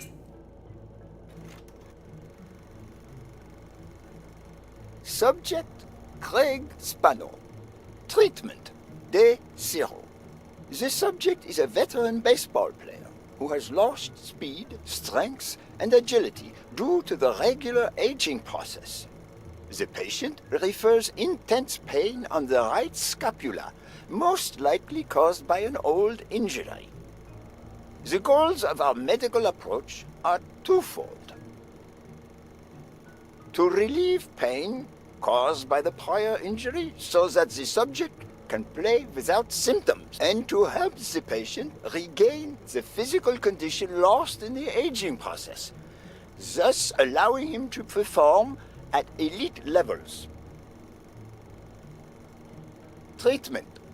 Day 120. The patient no longer feels pain when using his right arm, circumstance that allows him to pitch without fear.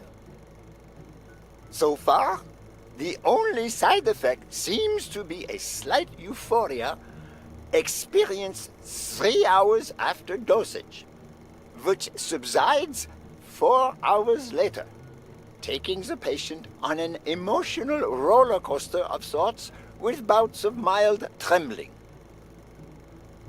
Treatment. Day 341. Moments of euphoria and boosted physical performance have become increasingly short, while the ensuing periods of depression and weakness have become longer, including severe tremor. Although we have met all therapeutic goals, we will proceed to terminate the treatment. in order to avoid causing irreparable physical and mental damage to the patient. Okay. So Spano enhanced his performance by using drugs, and his health took a toll. That's so wild. Like, adult athletes is already bad enough, but we're talking like 4 years of a little kid at the same time? Alright, was there anything else to look at? A list of names? Somehow related to chemical agents? Yeah, Spano's in here. I'm guessing the second we step outside this door. New deduction. Alright, let's see.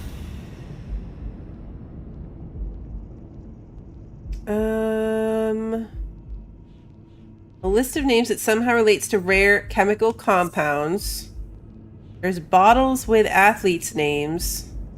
Spano used drugs to enhance his performance.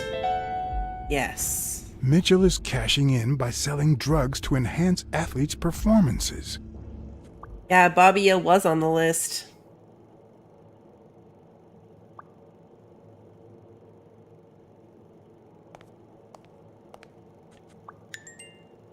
Oh, new deduction. I'm gonna get that out of the way before I open this door.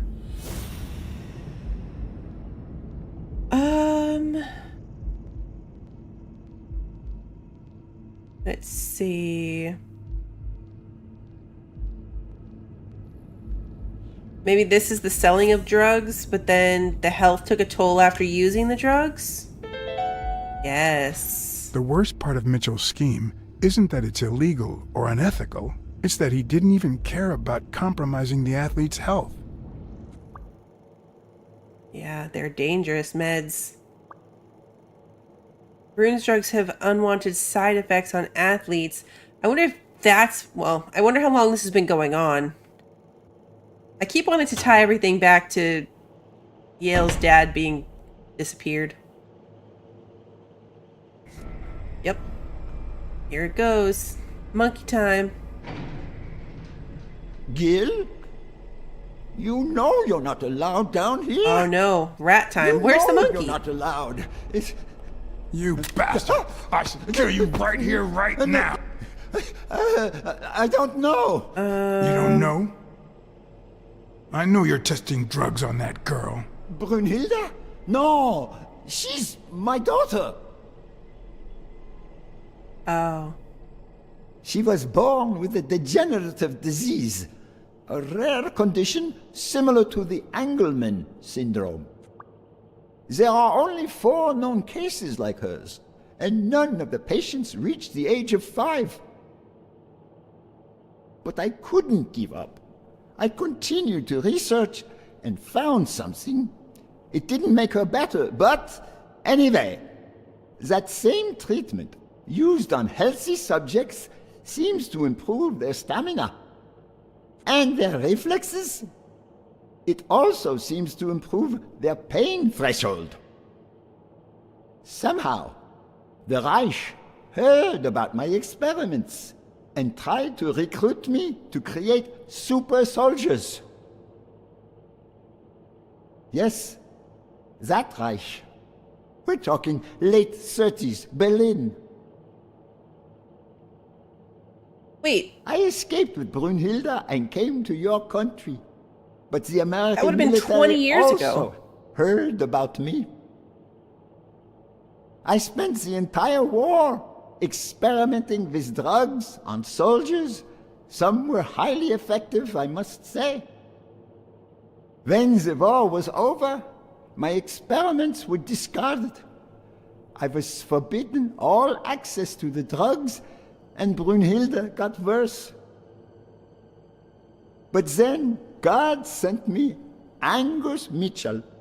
We had met during the war, and he came to offer me a deal.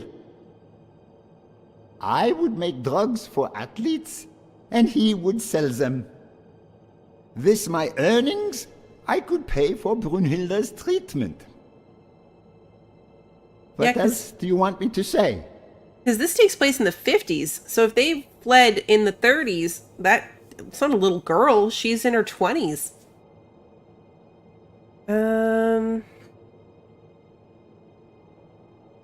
Yale's name appears twice. I wonder if one is... So if it's a longer time period, then it might be the dad. I noticed Yale's name appears twice on your list of athletes. One mention was crossed out.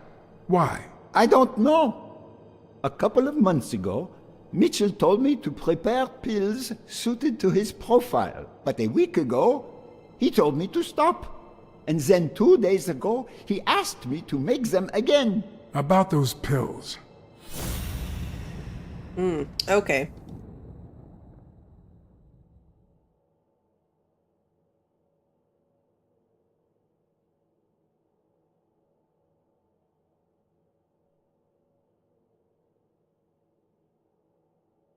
So his name's on there twice from being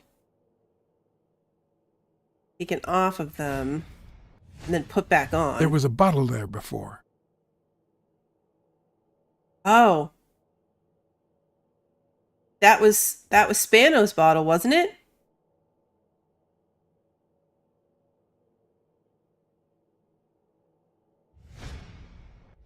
We know that one. How did Spano get in here?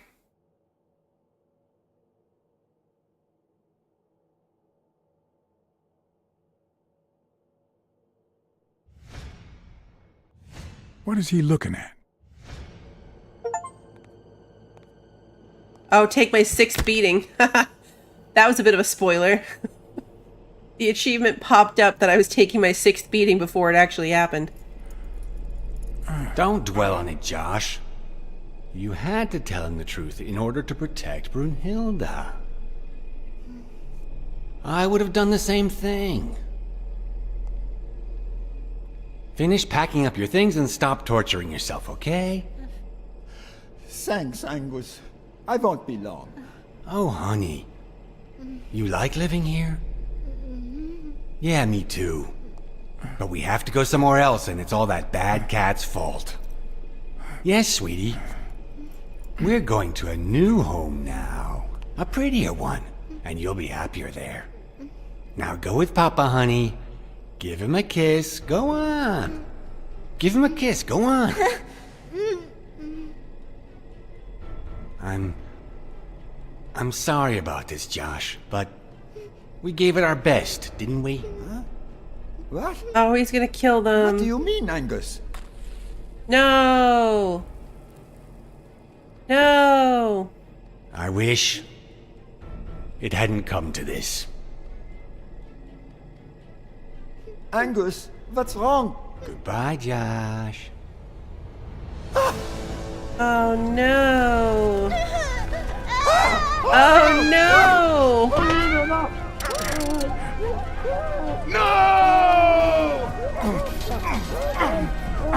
Oh.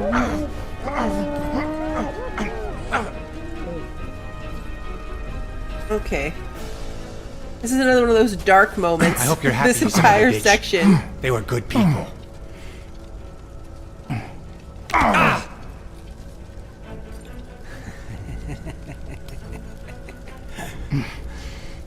I hope that made you feel better. I like it when you smile. This guy's crazy. You're so far from the I truth. kind of knew that. What the?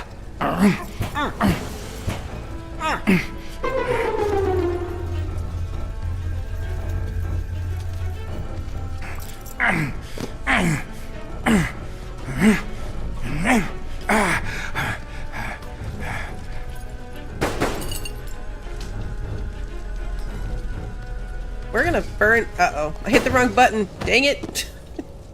Gosh darn it, these prompts. It says D and I keep hitting S. I hope you're happy, you son of a bitch. They were good people.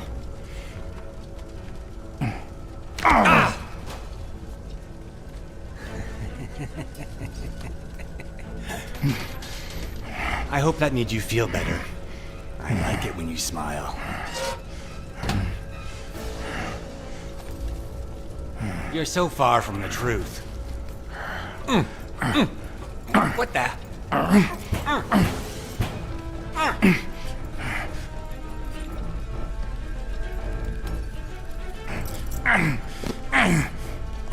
Okay, this time it's D. Pay attention.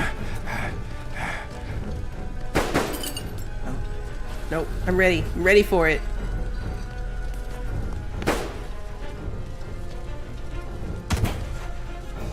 You don't have a lot of time to process. The mask would buy me a bit of extra time. The question was, how much? Mitchell suffocated.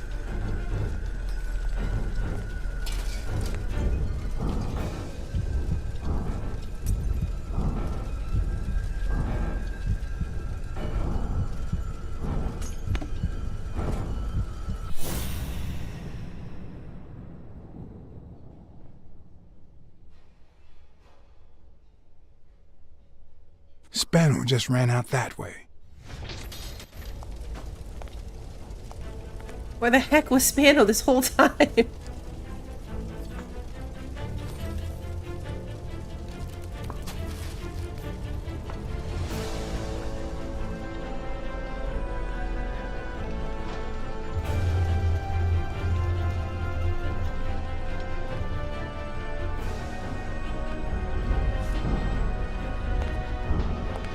We're gonna make it? He left us to die. It's again with the prompts.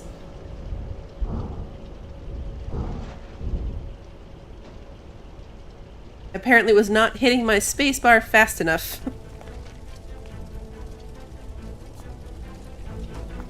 I wonder what the controller button would be.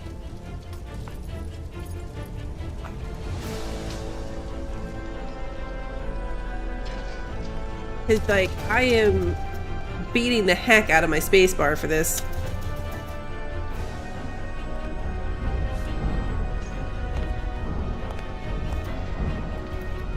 We have a little bit more of a buffer. Come on. The mask was barely working. I needed fresh air.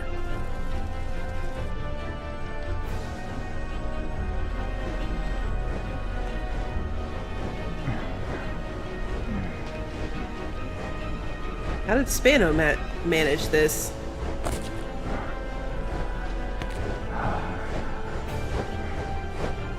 They don't have a...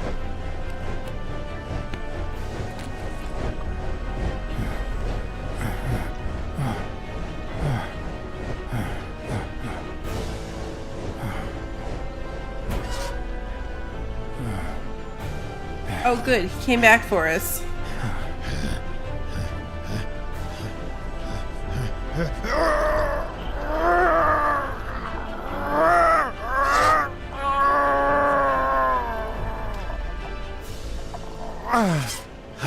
Yeah, he used his super skills.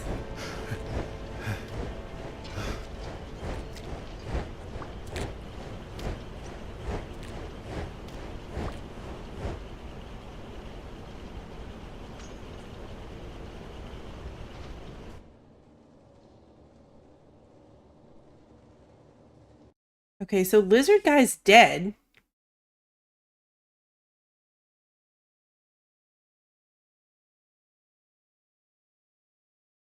Is that it? I mean... The bad guys, I mean.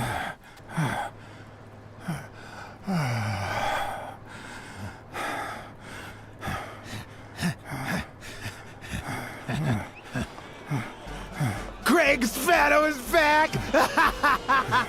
Did you miss me? Who wants to see a home run?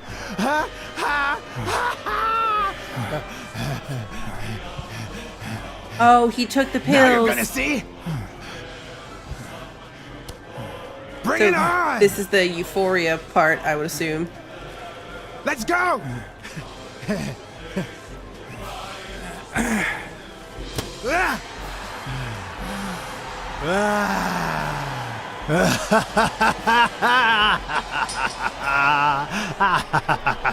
Yep, he's crazy.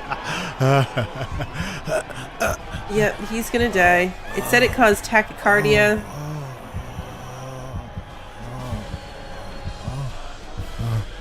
He's gonna die. How red his eyes are.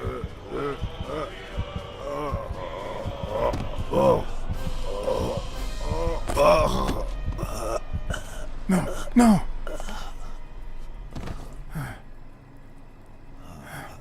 It took us a... Oh, no. Okay. Oh, no.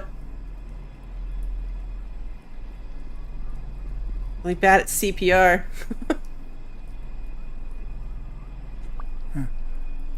We did everything we could.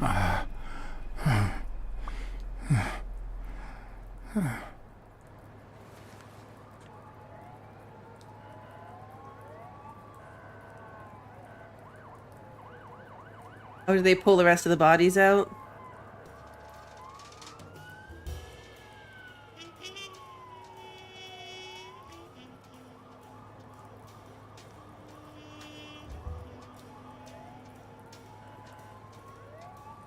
Don't torture yourself. You did everything you could. Will he make it? The doctors think so. They found him unconscious by the basement door. What?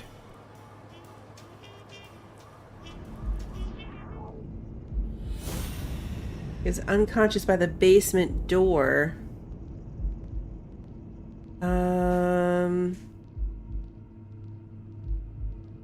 Oh, Mitchell was trapped in the basement. And Gil hates his guts. Gil's the one who closed the door.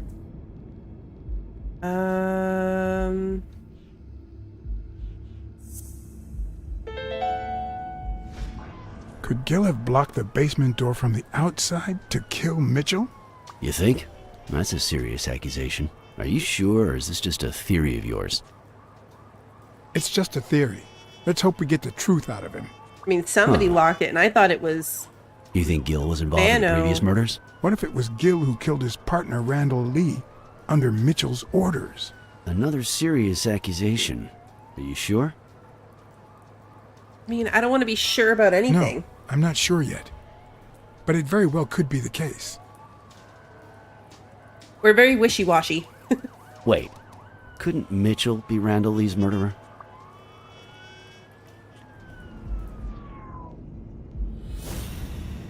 I doubted my own deductions. A sniper... Oh yeah, okay. A sniper killed Randall, and Mitchell missed 2 shots point blank. So he misses with 2 shots at point blank range, and then he hits a guy smack in the forehead from across the street? No. Mitchell is not the sniper who wiped out Randall Lee. Yeah, I guess you're right. But we still don't know what caused Craig Spano's death. Yeah, we do.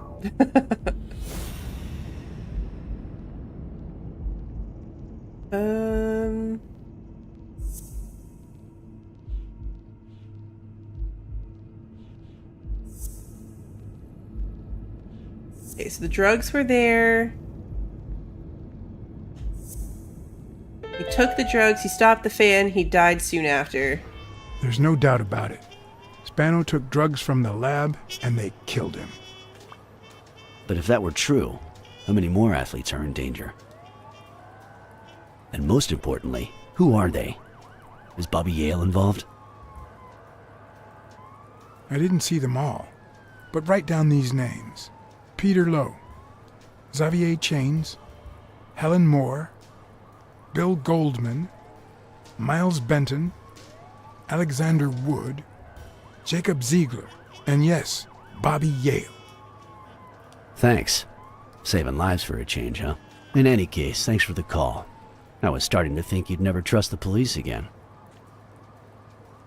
I don't trust the cops. I trust you. Smile, Johnny boy. Thanks for the tip. This is going to win me the Pulitzer. Oh, right. Get that guy out of here. That was the dog who's like not super trustworthy. Oh, Weekly. All right. Let's get this over with. When the war ended, Mitchell convinced Groon to use his super soldier drugs on elite athletes. Somehow, Dunn found out about Mitchell's scheme. So when Mitchell heard that Dunn was onto him, he ordered Randall Lee to kill him and frame Yale for the murder. Then, he made Randall search Dunn's house and the gym for any incriminating evidence he might have had against him. The poor cleaning lady died almost by chance. When you stuck your nose in the case, he tried to scare you by sending his thugs to give you a beating. And when that didn't work, he asked Randall Lee to finish you off on the gym rooftop. But Randall not only failed, he got captured. So Mitchell ordered Gil to put a bullet through his head, which only made Gil upset. You kept getting closer and closer to the point of discovering his headquarters. When Mitchell realized he was cornered, he burned his bridges by setting the lab on fire, along with Dr. Groon and his daughter. Gil saw the opportunity to get back at Mitchell, so he blocked the only exit so that he would also die in the fire. Did I leave any loose ends? Just a few. But don't worry about it. I'll take care of them now. So I guess thanks for everything.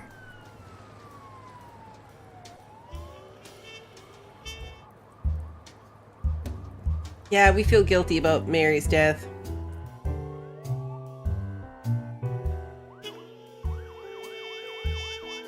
I mean, what a good story. Because I didn't see that coming until the moment it happened. Like, it was a good mystery.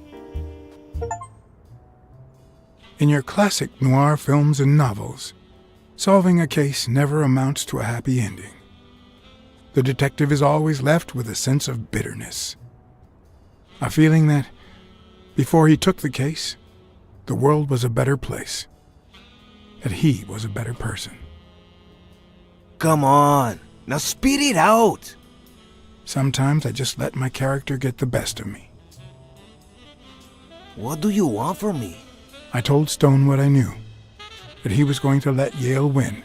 That if he didn't, O'Leary would destroy Helen Moore's career.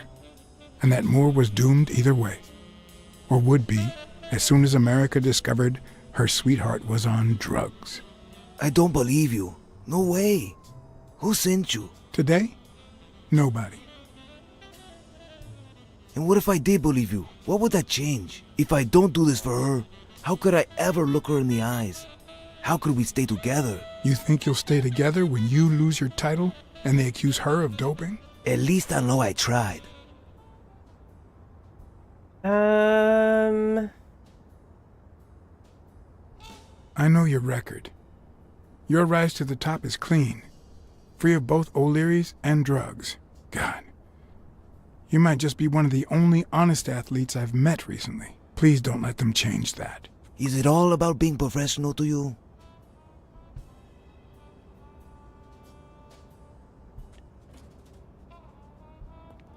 You might have a chance, because Yale can't take the drugs. Me, your manager is a murderer.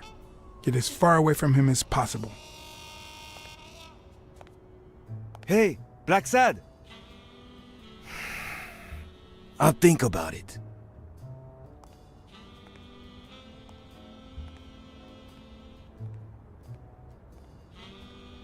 Now this part is what must change depending on who we've interacted with and how, maybe?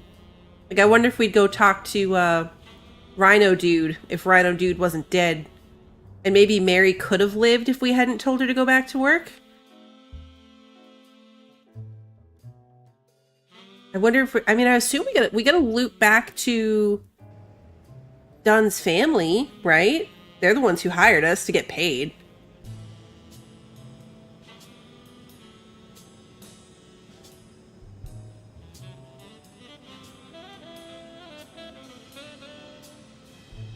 Yale confirmed to me that Dunn found out that Mitchell was giving him meds. That was the reason they argued the evening of his death. In fact, I was clean at the time. Hadn't used for days. I didn't want to go down that road. I wanted to follow Joe. But he discovered everything. He didn't believe me when I said I had nothing to do with it. But you used again. Only after his death. I needed to cope. But the drugs gave you a panic attack. Yeah.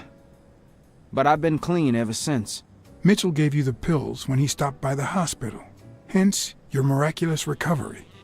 Are you planning on taking them before the fight? Don't do it, Bobby.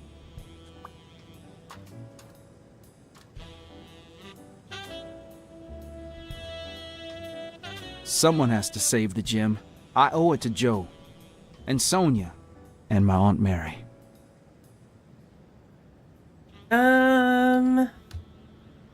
Your father would never have done this. What? I told Yale everything I knew about his father's death. I couldn't say how he took it. Just like I can't tie it to the mysterious drowning of Desmond O'Leary, who appeared dead in the Hudson River next to Pier 27 several weeks later. So O'Leary did do it. Sorry about your Aunt Mary. She was a good woman. Now here again, if we hadn't mentioned him, would that piece have been part of this ending cutscene, I wonder?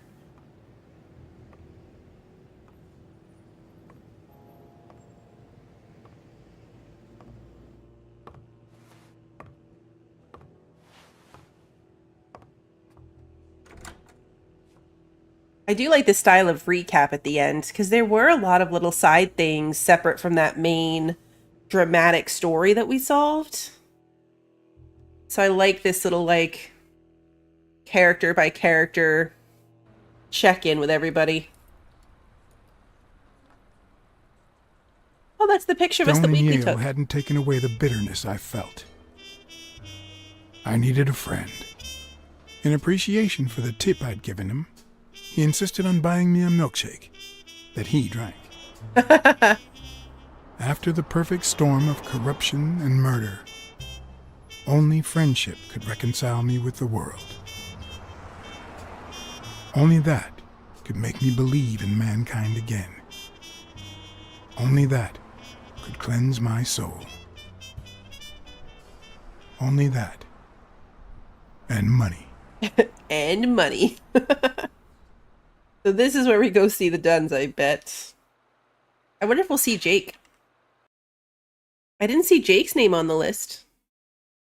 And actually, that would make sense. Why would Jake bring us in on it if he was also on drugs?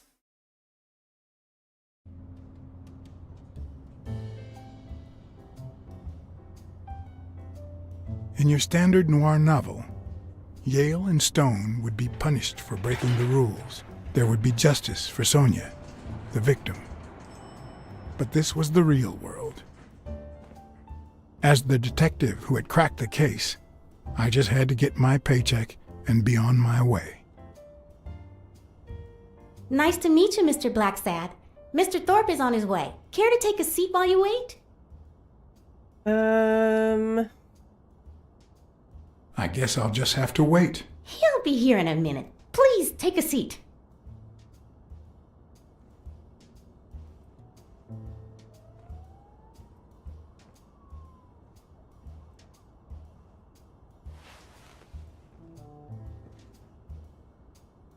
We should be able to see.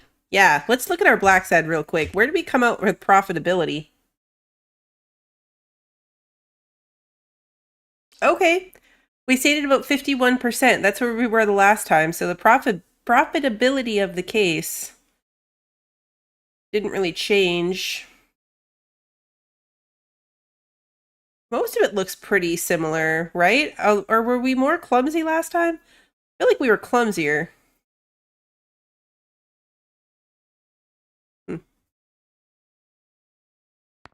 Profitability is what I was interested in as we go into this payment part, I assume.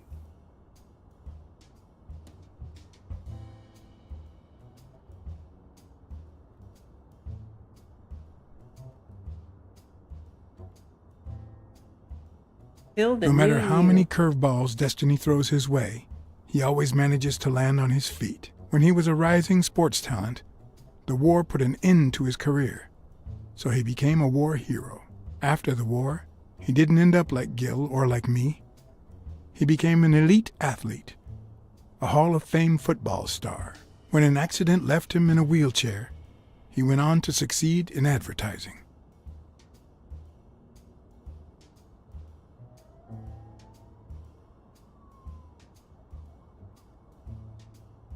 The boardroom.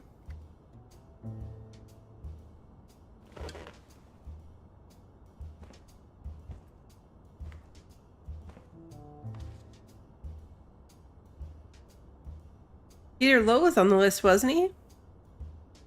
So was Miles Benton. Helen obviously was. I don't know about the rest of them.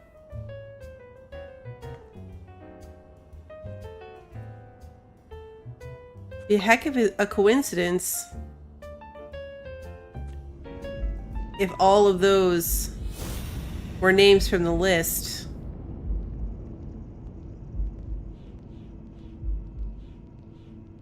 Where's the... Hold on. Oh yeah, that Supanek one was on there. Yeah. All those names on the list. No, that's not possible. But what if Tim Thorpe was somehow involved in Mitchell's operation? He was... Mr. Blacksad? Mr. Thorpe is running later than expected, but he insists on meeting you, if you don't mind. Sure, as long as you help me fight off this boredom. That's not in my job description, but...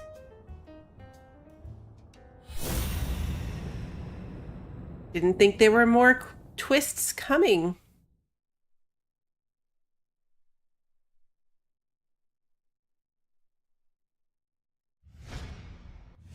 If I had her markings on my skin, would I be the same person? Would my name be different?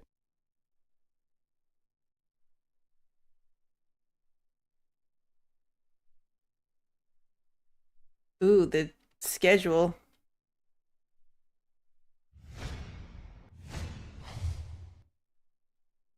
Sam, Merrick, Sonia, John Blacksad, and dinner with the mayor.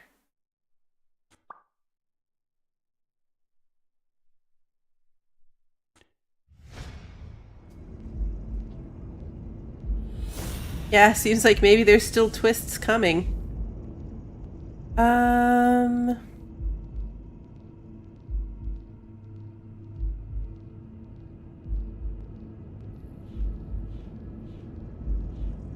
What if he was involved and all of his appointments are in his agenda?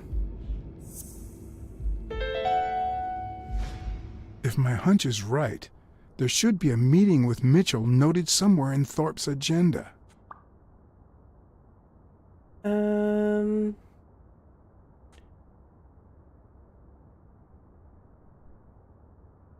Well, you see, I've got a problem. In order to figure out how much Mr. Thorpe owes me, I need to know what day I started working on the case. But I can't remember. You wouldn't have that written down, would you? It sure wasn't on my shift. I'd remember. Let me see. Okay.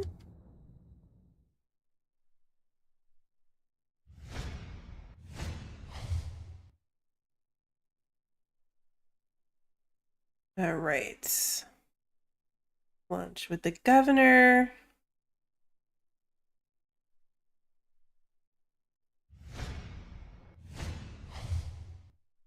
Miles Benton, Congressman Wallace.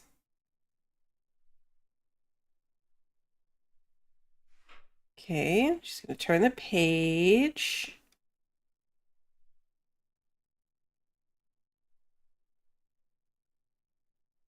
Doesn't say there's stuff to zoom in on anymore, which is weird. Turning flight.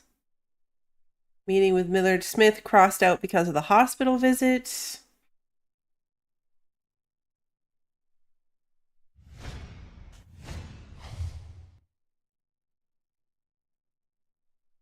Dylan Gomes, Paul Rosenberg.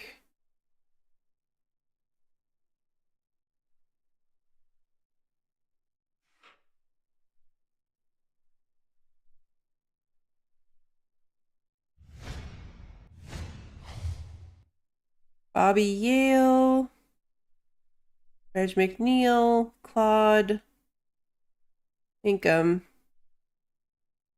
Okay. Meeting with Bobby. Bobby's face isn't on his wall. How many pages are we gonna have to go through? Given this much work, I'm guessing we're gonna find it. Joe What? Dunn, no appointment. Dunn was here 2 days before he died? Why didn't Thorpe ever mention that? I'm sorry, but your name's not on here. So Dunn showed up. The rest of that was the airline. So Dunn came to visit him, and then he immediately booked a flight to LA and left.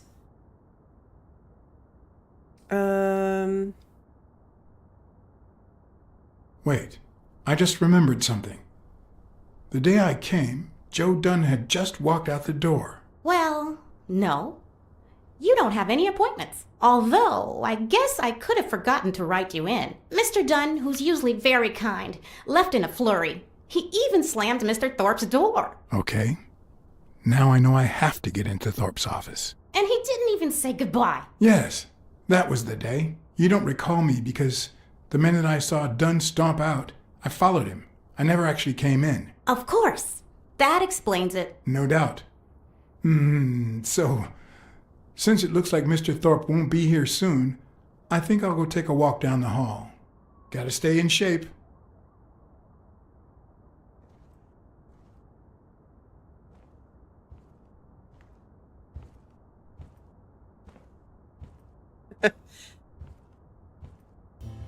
Come on, Thorpe. Tell me there's a back door to your office. All right, there is. There's the one off the lobby, and then there's the one through the meeting room, but the only door to the meeting room is off the lobby.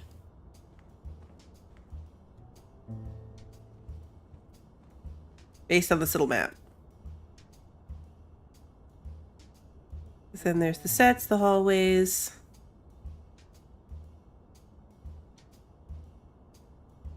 Can we walk into the boardroom?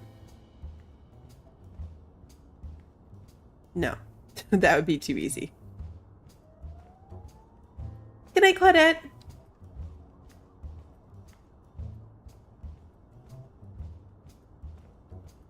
If Weekly were here, I'd have to tie his hands behind his back. Can we go out the window? We totally can go out the window. We go window to get to the boardroom.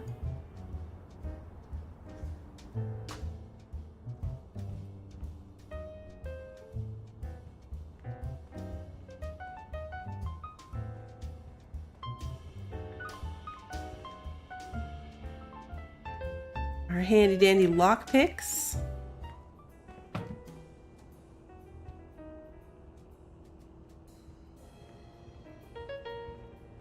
Oh, there's a card over here.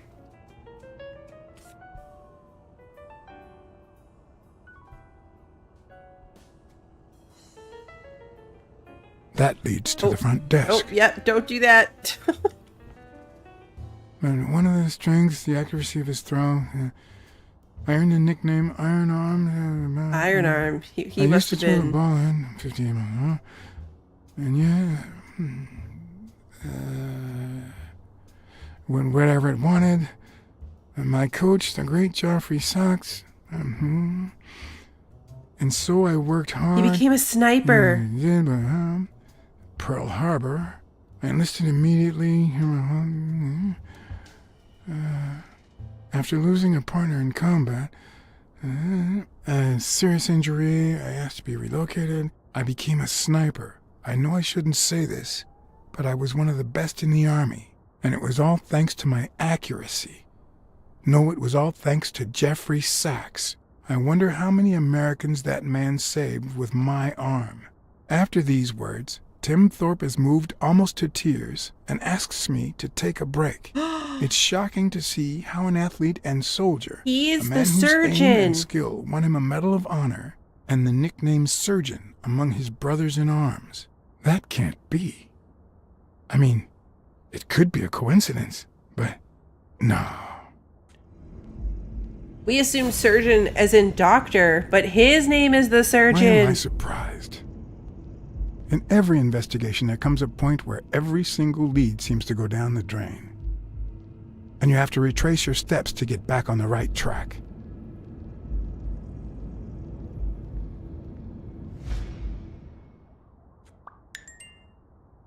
This is a twist. I mean, like, I figured we were going to find out that he was involved, but he's the mastermind, which I guess makes sense. He's the rich guy. Okay, so what if Thorpe was involved? They called Thorpe the surgeon. And Spano blames everything on the surgeon, an old friend in common. That's it. Thorpe is the man behind the whole drug operation.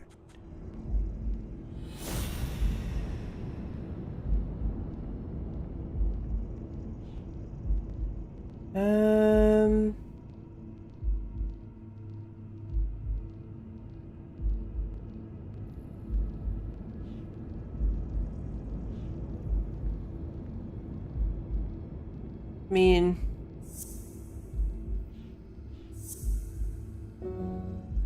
which one are we trying to do here? The sniper thing. The sniper killed Randall. Nope. Ah, I clicked the wrong one.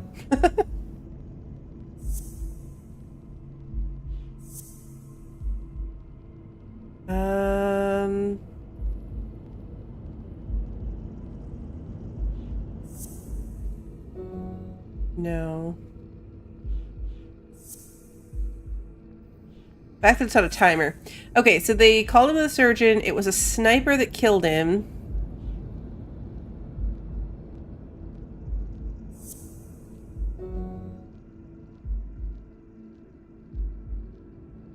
Do we actually have a deduction here, or are we just looking at our clues?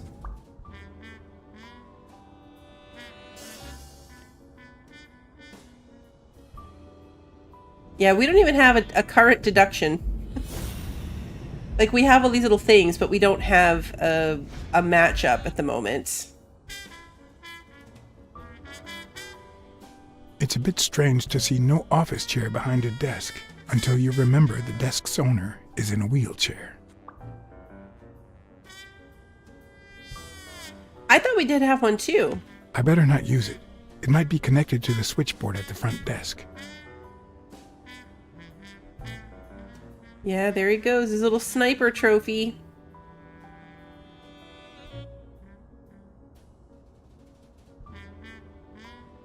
Now at this point, nobody even, like, all of his old army friends are dead. Mitchell's dead, Dunn's dead. The boss! Oh, crap. That makes sense. I noticed that there was a bottle that said boss on it. Of course.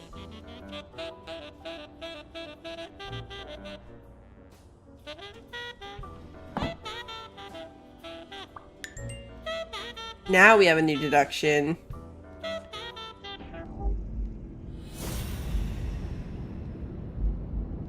Alright, let's see.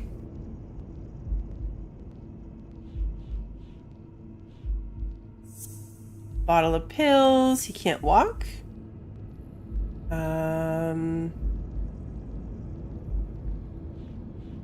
The drugs help overcome physical limitations.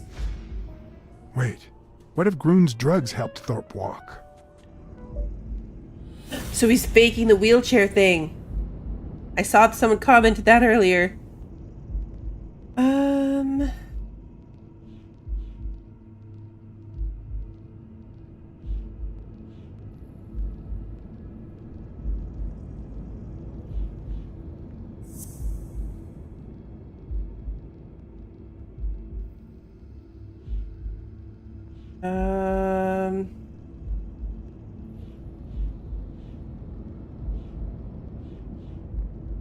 That would be maybe how he got up there to be a sniper. I didn't even think about that, how hard it would be to be a sniper in a wheelchair.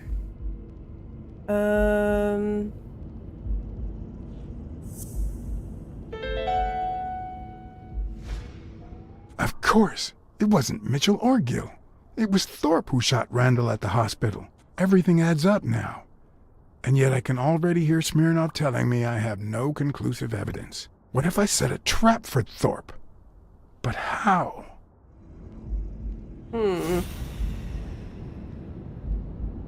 How? All right, let's see.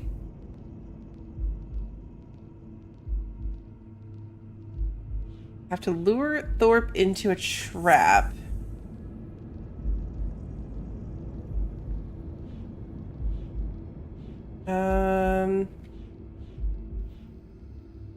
Thorpe killed Randall? No?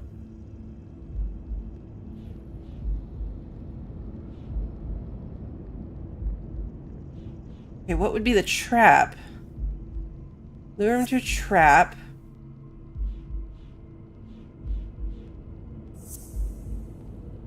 Drugs can help him walk. No. Okay, lure into a trap. The drugs can help him walk. He keeps a gun in his desk drawer? Yes. Ha! What if I place Thorpe's gun up there and corner him so that he has to stand up to get it? Ooh. Empty it out first. Smart. The show was about to begin. All I needed was an audience and some patience.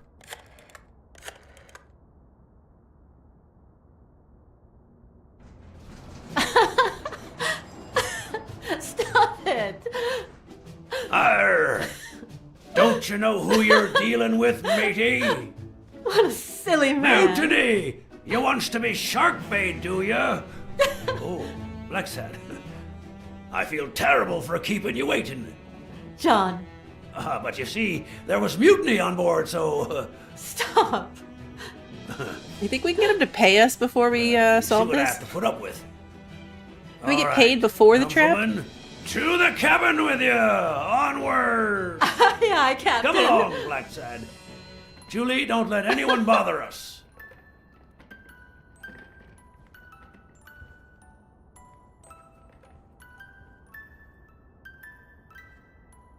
Honey, will you wait in the boardroom for me, please? But... I'll just be a minute then. I think you've already suffered enough. Okay. And think about where you'd like to have dinner tonight, okay?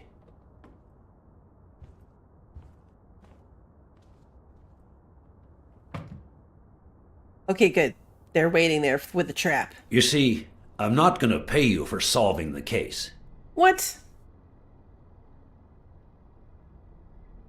Wow. I thought you were the kind of man who was true to his word. No, it's not that. You'll get every penny we agreed on, and more. But not because you solved the case, but for her. 2 days ago, she wanted to end it all. Drop out of college, sell the gym. Too many wounds to heal. But through your incredible work, you managed to heal them. Well, perhaps not completely. It takes time to get over something like this. But at least, thanks to you, Sonia wants to be happy. She has hope. I'm going to help her make Dunn's Gym the best in the city. Who would have ever guessed it, huh?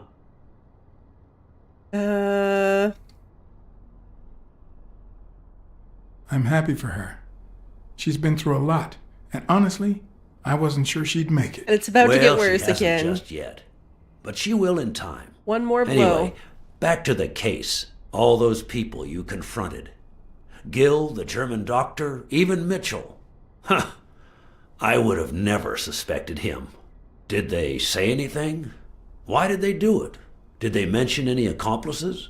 He's really concerned about that. I think the only accomplice was Randall Lee. Oh yeah, that bastard. You see, besides my esteem for Joe and Sonia, this ordeal really hits close to home. Hey Grant, good to see you. It's not a tall tale game, but it's very similar in style. I don't follow. How do you mean? Sports are my livelihood. Do you know how many of the athletes involved have a deal with me? How do you know that? What? Oh, wait.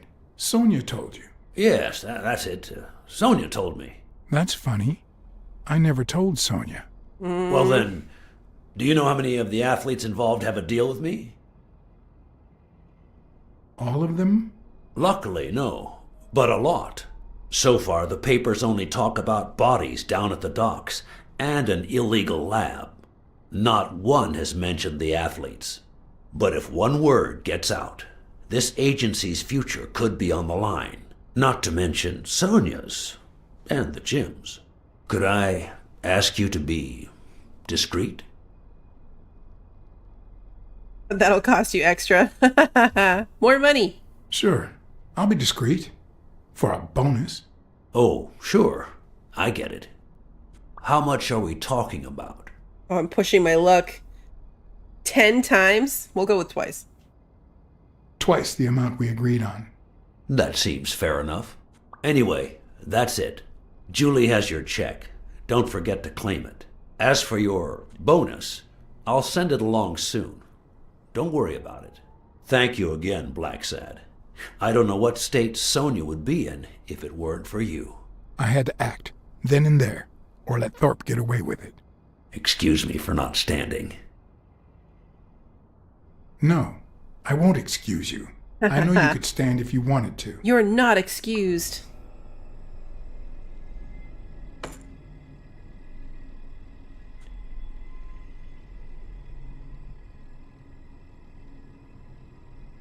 Yeah, it's based on a comic series that I had never heard of before this game. I'm sure you've got good intentions, but you're wrong. What makes you think that? I'm sure there's an explanation. According to Spano, the mastermind was a certain surgeon. I thought it was Mitchell, but now I know the truth. A journalist told me. Ring a bell?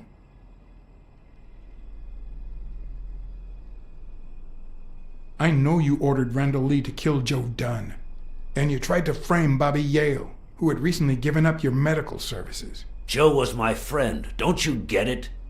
I hired you to solve this damn case. You think that's what a murderer would do? Only because you thought I'd blame Bobby Yale and drop the case. But as soon as I realized something wasn't right, you sent Randall Lee and Gil to give me a scare. And when all that failed, you ordered Lee to kill me. You're the type that won't open his jaws once he's got his prey, aren't you?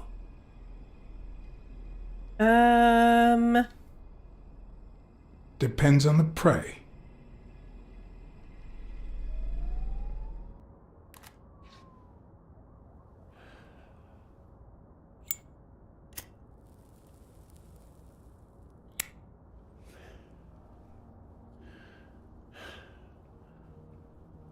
Put yourself in my place for a minute. You're a promising football player who just got back from the war, but you're still a nobody. The man you saved kindly opens his house to you, and that man is still undone by his wife's passing. He works all day at his gym, and he drinks himself to sleep at night. So you practically end up raising his daughter.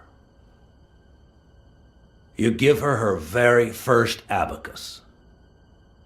You encourage her to further her education. Oh man, Sonia really is going to be messed up by this.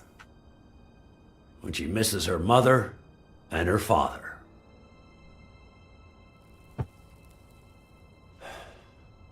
Meanwhile, your sporting career takes off. Life is good. Until one day, out of the blue, an accident cripples you. An old friend, Mitchell, tells you he knows someone who can help you. A German doctor. His drugs take some time to work, but they do wonders. You manage to walk for short bursts at a time, little by little. And those bursts keep getting longer. But the drugs aren't cheap at all. So you have to find a way to pay for them, don't you see?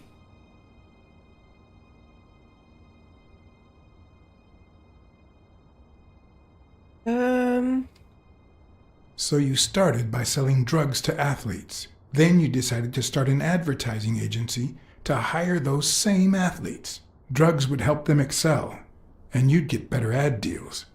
The perfect business model. Your first client? Craig Spano. His career had hit a rough patch, so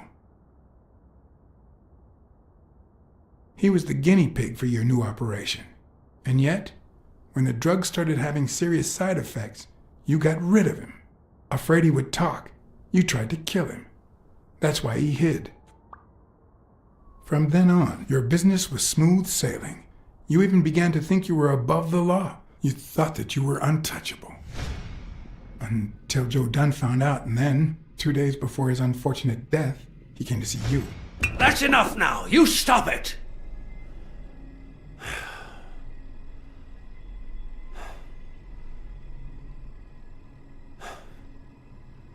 Now, I don't know if I'm above the law, but I am sure as hell not beneath it. Do you know how much power I have? The kind of people I eat with every day? We do, in fact. We looked at your calendar. Right now, and nothing would happen to me. Hey, Lunas. With that gun you keep in your drawer? I'm afraid not. I placed your pistol out of reach, just in case you happen to confirm my suspicions, Iron Arm. And now, if you'll excuse me, I have an appointment with the police.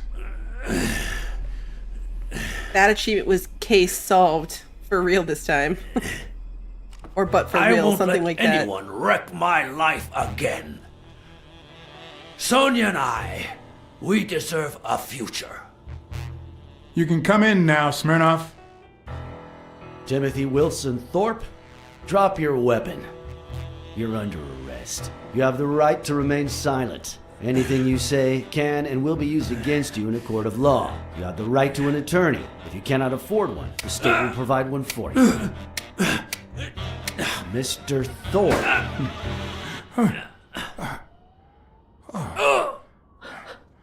Oh no.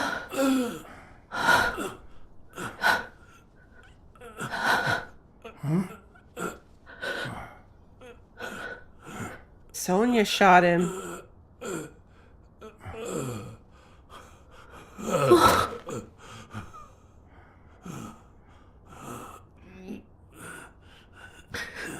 Yeah, she had taken that gun back. No! Oh man, I didn't have my hand on the keyboard at all. We almost missed out on that. Like, we nearly missed that. Sonia Dunn. You are under arrest for the death of Timothy Wilson Thorpe. You have the right to remain silent. Anything you say can and will be used against you in a court of law. You have the right to an attorney. If you cannot afford one, the state will provide one for you. Do you understand these rights as I have just read them to you? With these rights in mind, do you wish to speak to me? Watch your step.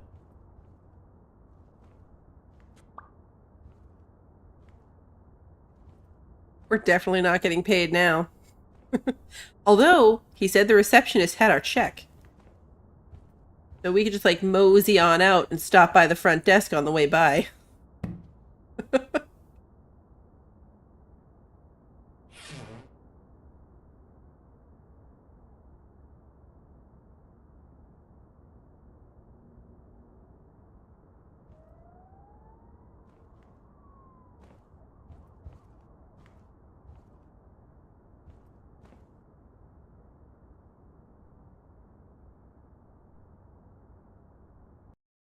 Right? It's ready to go, signed. Take that to the bank real fast. I hope we get to find out how the fight turns out.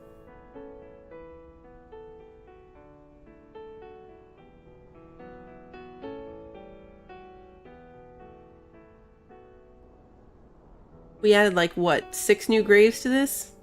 I mean, some of it was on screen.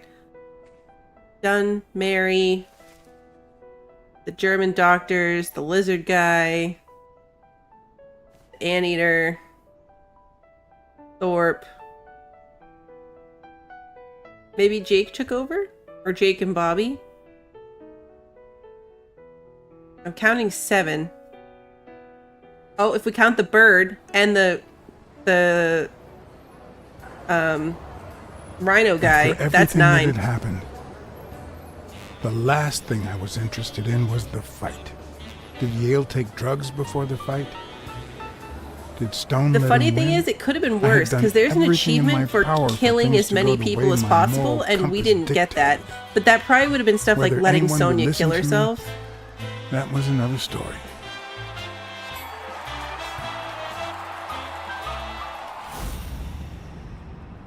Because no matter what they tell us, our actions don't always determine our future. My moral compass. As if I even knew what that means. I didn't even know what to think of my performance throughout the case. Did I have a clear conscience? Would I have made the same decisions, given the chance? I think I would.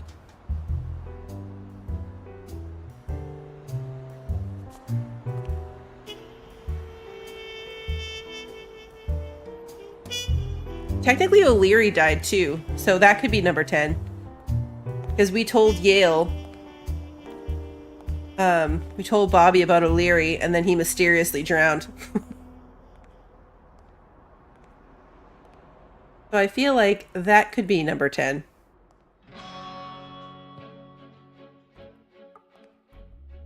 There we go. Angulo Studios. That actually ended us pretty close to on time, too. I was, a little concerned with how much we were stuck. And then that, like, initial first ending where you think, like, oh, okay, we solved everything. But then, boom, we didn't. This was a really good game. This had such a good story. And I thought that even before that little twist at the end. Like, I like that they did that it was like, okay, here's everything, we wrapped it up, now we're on this journey of tying all up our loose ends, and then boom, never mind, you got it wrong, here's the real bad guy. I liked it a lot. Christy, thank you again for gifting this game to me. It was a lot of fun. I appreciate all you guys hanging out with me while we went through this adventure. It's not expensive. I think it's like $3 or $4. Definitely worth it. Like I said, some like weird hiccups. There's some other achievements we didn't get. Like you can go back through and make different choices and get different achievements. Seems like kind of a potentially painful thing to do given how slow some of the movements and controls are, but it is something that you could do. It's a solid amount of gameplay. It did take us just about 10 hours to get through the first initial playthrough, so that worked out really, really well. I liked it. Yeah, and there's 6 endings. Like, depending on our choices, that all could have played out 6 different ways, apparently. So, it's quite a bit of variety depending on those choices that you make. But now that we are done with this, we are going to move on, of course. Tuesday, I think my plan is to play some Slime Rancher 2. Slime Rancher 2 goes 1.0 on Tuesday, and we haven't played that since it first came out early access, I think. So, pretty sure that's going to be my plan, is to take a look at Slime Rancher 2. And then go from there. But I will update that on my Discord, because also coming next week is the expansion for Mr. Prepper, which I'm super excited about. So I'll be putting all of that on the Discord schedule. So if you're curious to see what we've got coming up, you will find it there first. Otherwise, the streams get put up onto YouTube on the day of. So if you enjoyed tonight's stream and you haven't done so already, please like and subscribe and ring the notification bell so you don't miss the next one. And until then, have a good one, everybody.